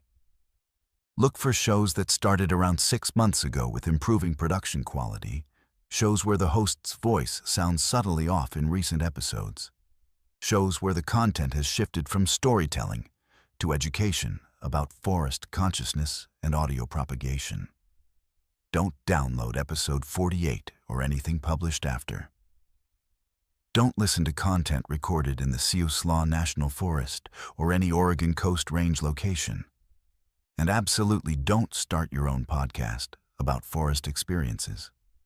Because something is listening to every episode, learning from every recording, improving its mimicry with every voice it studies. It doesn't need the forest anymore. It has the internet now, has audio distribution platforms, has 200,000 people carrying its voice on devices they keep next to their beds at night. The broadcast will continue, exactly like my voice promised in episode 48. And there's nothing I can do except warn you not to listen. But you're probably already subscribed. Most people are by now. My father disappeared from the Admiralty Head Lighthouse observation area on a Wednesday in September, leaving behind only his field journal and a note that said he'd found what he was looking for. He'd been a retired Coast Guard officer who'd become obsessed with what he called thin places, locations where the fabric of reality wore transparent, allowing glimpses into other versions of the world that existed parallel to ours. Most people would have dismissed this as the declining mental state of a 72-year-old man living alone near Deception Pass State Park. But I knew better. My father had been mapping these locations for 3 years, documenting spots in the forest near the pass where his compass spun uselessly, where his watch ran backward, where photographs showed landscapes that didn't match what his eyes observed. I found his journal on the Lighthouse Point Trail, sitting on a moss-covered log, as if he'd placed it there deliberately for me to find. The final entries described a location he'd been monitoring for months, a section of old-growth forest about a quarter mile from the bridge, where reality became permeable on specific dates when tidal forces aligned with lunar cycles. He'd calculated that September 18th would produce maximum permeability, a window lasting maybe 3 hours when the barrier between worlds would thin enough to cross. The journal included coordinates, precise timing, warnings about maintaining directional awareness, and a final line that made my hands shake. If I don't return by sunset, don't follow. But if you must, remember, the world on the other side is what this place would have become if we'd never arrived. Some things ruled here long before us, and they're still ruling there. I'd been my father's research assistant during my teenage years, back when his Thin Places project seemed like harmless amateur metaphysics rather than something that might actually cost him his life. I knew his methodology, understood his theoretical framework about quantum superposition, creating observable reality branches in locations with specific electromagnetic properties. The Deception Pass area met all his criteria: volcanic bedrock creating mineral compositions that affected local magnetic fields, tidal currents producing unusual electromagnetic signatures, and indigenous oral histories describing the area as spiritually significant. A boundary place where the natural and supernatural overlapped. My father believed those tribal stories weren't metaphor, but observation of real physical phenomena that pre-colonial peoples had understood without needing quantum physics to explain. I returned to the coordinates on September 20th, 2 days after his disappearance, carrying his journal and the specialized equipment he'd assembled for measuring what he called reality coherence, essentially modified EMF detectors that tracked field fluctuations he claimed indicated dimensional instability. The forest looked normal from the parking area near Lighthouse Point, just typical Pacific Northwest coastal ecology: Douglas fir and western hemlock, salal understory, the sound of waves against the rocky shore maybe 100 yards to the west. But as I hiked deeper into the section my father had marked, following his hand-drawn map through forest that supposedly wasn't even on official park trails, the quality of light began changing. Not darker or brighter, just different. Colors shifted slightly toward wavelengths my eyes struggled to process, like I was seeing the forest through a filter that revealed hues that didn't exist in normal, visible spectrum. The EMF detector started fluctuating wildly, about 50 meters from the coordinates my father had recorded. The readings made no sense. Pulses of electromagnetic activity far stronger than any natural source should produce, cycling in patterns that matched no known geological or biological processes. And between the pulses, the readings dropped to zero, to absolute electromagnetic silence that shouldn't exist anywhere on Earth, where the planet's own magnetic field provides constant background. I was experiencing exactly what my father had described. Locations where reality wasn't quite stable, where the normal laws governing matter and energy periodically stopped applying. I should have left immediately and reported this to someone with actual physics credentials. Instead, I kept walking toward the center of the anomaly. The transition wasn't dramatic. One moment I was walking through forest I recognized, and the next moment I was walking through forest that looked almost identical but fundamentally wrong in ways I couldn't articulate. The trees were the same species but arranged in patterns that suggested they'd never been logged, never been touched by human forestry management. The understory was denser, more diverse, including plant species I'd never seen despite years of amateur botanizing on Whidbey Island. And the sounds were different. Bird calls that didn't match any species in my mental catalog. Insect noises that created harmonics too complex for the simple nervous systems that should produce them. This was what my father meant by permeable. I'd crossed some boundary without noticing, stepped into an adjacent version of the same location where history had diverged in fundamental ways. I checked my phone's GPS and watched the coordinates flicker impossibly, placing me in locations scattered across miles, sometimes showing me in the middle of Puget Sound, sometimes kilometers inland from where I knew I was standing. The compass app spun in lazy circles, unable to lock onto magnetic north. My watch had stopped at exactly the moment I'd crossed the boundary. 9:47 a.m., frozen. Even though I could hear the mechanism ticking inside. I was experiencing complete navigational failure across every technological system I'd brought. Exactly what my father's journal predicted would happen in the thin places.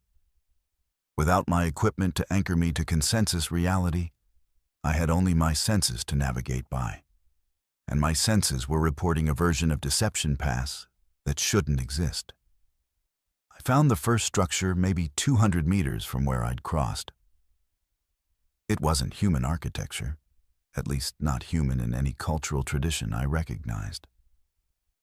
The construction material looked like stone, but had organic qualities, like it had been grown rather than quarried and assembled. The shapes were wrong too. Angles that didn't quite match Euclidean geometry, spaces that seemed larger on the inside than their exterior dimensions should allow. And carved into every surface were symbols that resembled the petroglyphs I'd seen in Coast Salish historical sites, but more complex, more intentional, like written language rather than decorative art. This was a building created by intelligence, but intelligence that had developed completely separately from the technological and architectural traditions that dominated the Pacific Northwest I knew. I found my father in the central chamber of the structure, sitting cross-legged on the floor in what might have been meditation or might have been catatonia. He looked at me when I entered, but didn't show recognition. His eyes focused on something beyond me, through me. like he was seeing multiple versions of me simultaneously and couldn't determine which one was really present. When he finally spoke, his voice sounded distant, layered with echoes. "You shouldn't have followed. This is the world that continued without us. The Coast Salish peoples never experienced colonization here. The entities they lived alongside, the ones Europeans would later dismiss as mythology, they're still present. They're the dominant intelligence in this timeline. And they're curious about visitors from the timeline where humans thought they'd conquered everything." I tried to get him to stand, to come back with me through whatever boundary I'd crossed. But he resisted with strength that seemed impossible for his age. He explained that he'd been here for days. Subjective time didn't match between the timelines. And he'd learned things about the indigenous history of the region that fundamentally contradicted everything academic anthropology believed about pre-contact Northwest Coast cultures. The petroglyphs weren't art or religion. They were documentation of actual interactions with non-human intelligence that existed in the forests long before humans arrived from Asia across the Bering Land Bridge. The Salish peoples in this timeline had developed alongside these entities rather than replacing them, creating a hybrid civilization that blended human and other-than-human knowledge into something that never happened in our version of history. The entities arrived while my father was explaining this. I saw them first as distortions in the air, like heat shimmer but cold, spaces where light bent around presence rather than reflecting off surfaces. They took form gradually, or maybe my perception adapted to see forms that had been there all along. Tall, maybe 8 feet. Proportioned almost, but not quite like humans. With skin that shifted between organic tissue and something that resembled tree bark, as if they existed in transitional states between animal and plant biology. They watched us with attention that felt ancient and patient. And I understood immediately why indigenous peoples would have developed protocols for interacting with them. Why the Coast Salish cultures placed such emphasis on respect for the non-human world. These weren't spirits or mythology. They were real, physical beings that had simply remained invisible in the timeline where Europeans arrived and dismissed anything that didn't fit materialist philosophy. One of them spoke. Not with sound, but with direct thought transfer that appeared in my mind, fully formed. "Your father requested access to our historical records. He wanted to understand how divergence occurs, how one timeline produces colonial genocide while another produces cooperative coexistence. We have shown him. Now he must choose. Return to your timeline and forget, or remain here and continue learning." I looked at my father, saw peace in his expression for the first time since my mother died 7 years ago, and understood he'd already made his choice. He'd found what he spent 3 years searching for. Proof that history wasn't inevitable, that the violence and displacement that shaped the Pacific Northwest in our timeline was one possibility among infinite others, and that somewhere the original inhabitants still thrived alongside beings that humans in our world had relegated to legend. I left him there. I had to. The entities made clear the boundary was closing, that the specific electromagnetic and tidal conditions creating permeability were ending. And if I didn't return immediately, I'd be trapped in a timeline that wasn't mine. Living in a version of Deception Pass, where the bridge was never built because the Salish peoples never lost control of their territory. Where the forests remained unlogged because the entities that lived in them were recognized as equals rather than resources. I walked back the way I'd come, following the EMF detector readings that spiked when I approached the boundary, and experienced the transition in reverse. Forest that was almost right becoming forest that was completely familiar. Consensus reality snapping back into place with the comfortable weight of known physics and predictable causality. The search and rescue teams found nothing. They covered the entire Lighthouse Point area, brought in dogs and drones and volunteers who spent days searching every trail and off-trail section where an elderly man might have gotten lost. They eventually declared it a presumed drowning. My father was known to walk near the cliffs, and the tidal currents in Deception Pass could carry a body miles before it surfaced. I didn't correct them. How could I explain that he'd crossed into an adjacent timeline and chosen to stay there? That he was alive and well in a version of Washington that never experienced the genocidal colonization that created the state we actually live in? They'd have referred me for psychiatric evaluation, would have suggested my father's obsession with thin places had contaminated my grief process. But I have his journal, and I have his equipment. And I've started monitoring the locations he identified across the Pacific Northwest, where reality becomes permeable under specific conditions. There are 17 sites between Northern California and British Columbia where the measurements spike, where photographs show overlapping images of forests that are and forests that could have been, where indigenous oral histories describe them as boundary places, and every one of them shows the same pattern. Locations where the original timeline, the one where colonization never succeeded in erasing the people and entities who lived here first, runs parallel to ours and occasionally intersects. The boundaries are getting thinner, my measurements suggest. Whatever keeps the timeline separate is weakening, and within maybe a decade, the intersections won't require precise lunar and tidal calculations. They'll happen spontaneously, allowing glimpses into the Pacific Northwest that was meant to be. Ruled by intelligences we dismissed as mythology, because acknowledging their existence would undermine everything the colonial project claimed to have achieved. If you hike near Deception Pass State Park, if you find sections of forest where your navigation equipment stops working and the light looks slightly wrong and the trees seem arranged in patterns that suggest intelligence shaped their growth, you're standing in a thin place. Don't dismiss the disorientation as equipment failure or perceptual error. You're experiencing boundary effects, momentary transparency between timelines, glimpses of what this region remained in the world, where the entities still rule alongside the peoples who learned to coexist with them. Some of those entities are curious about visitors from our timeline. Some are hostile, angry about what we did in our version of history. And some are simply waiting, patient as geology, for the boundaries to thin enough that the timelines merge, and we finally have to acknowledge that the Pacific Northwest was never ours to claim. That we built our cities and our parks on land inhabited by intelligences who never left, who are still present in the places where reality wears thin enough to see through. If you want to hear more terrifying tales from the dark corners of the Pacific Northwest and beyond, if you want stories that will make you question every shadow in the forest and every sound in the night, subscribe to Verified Fears.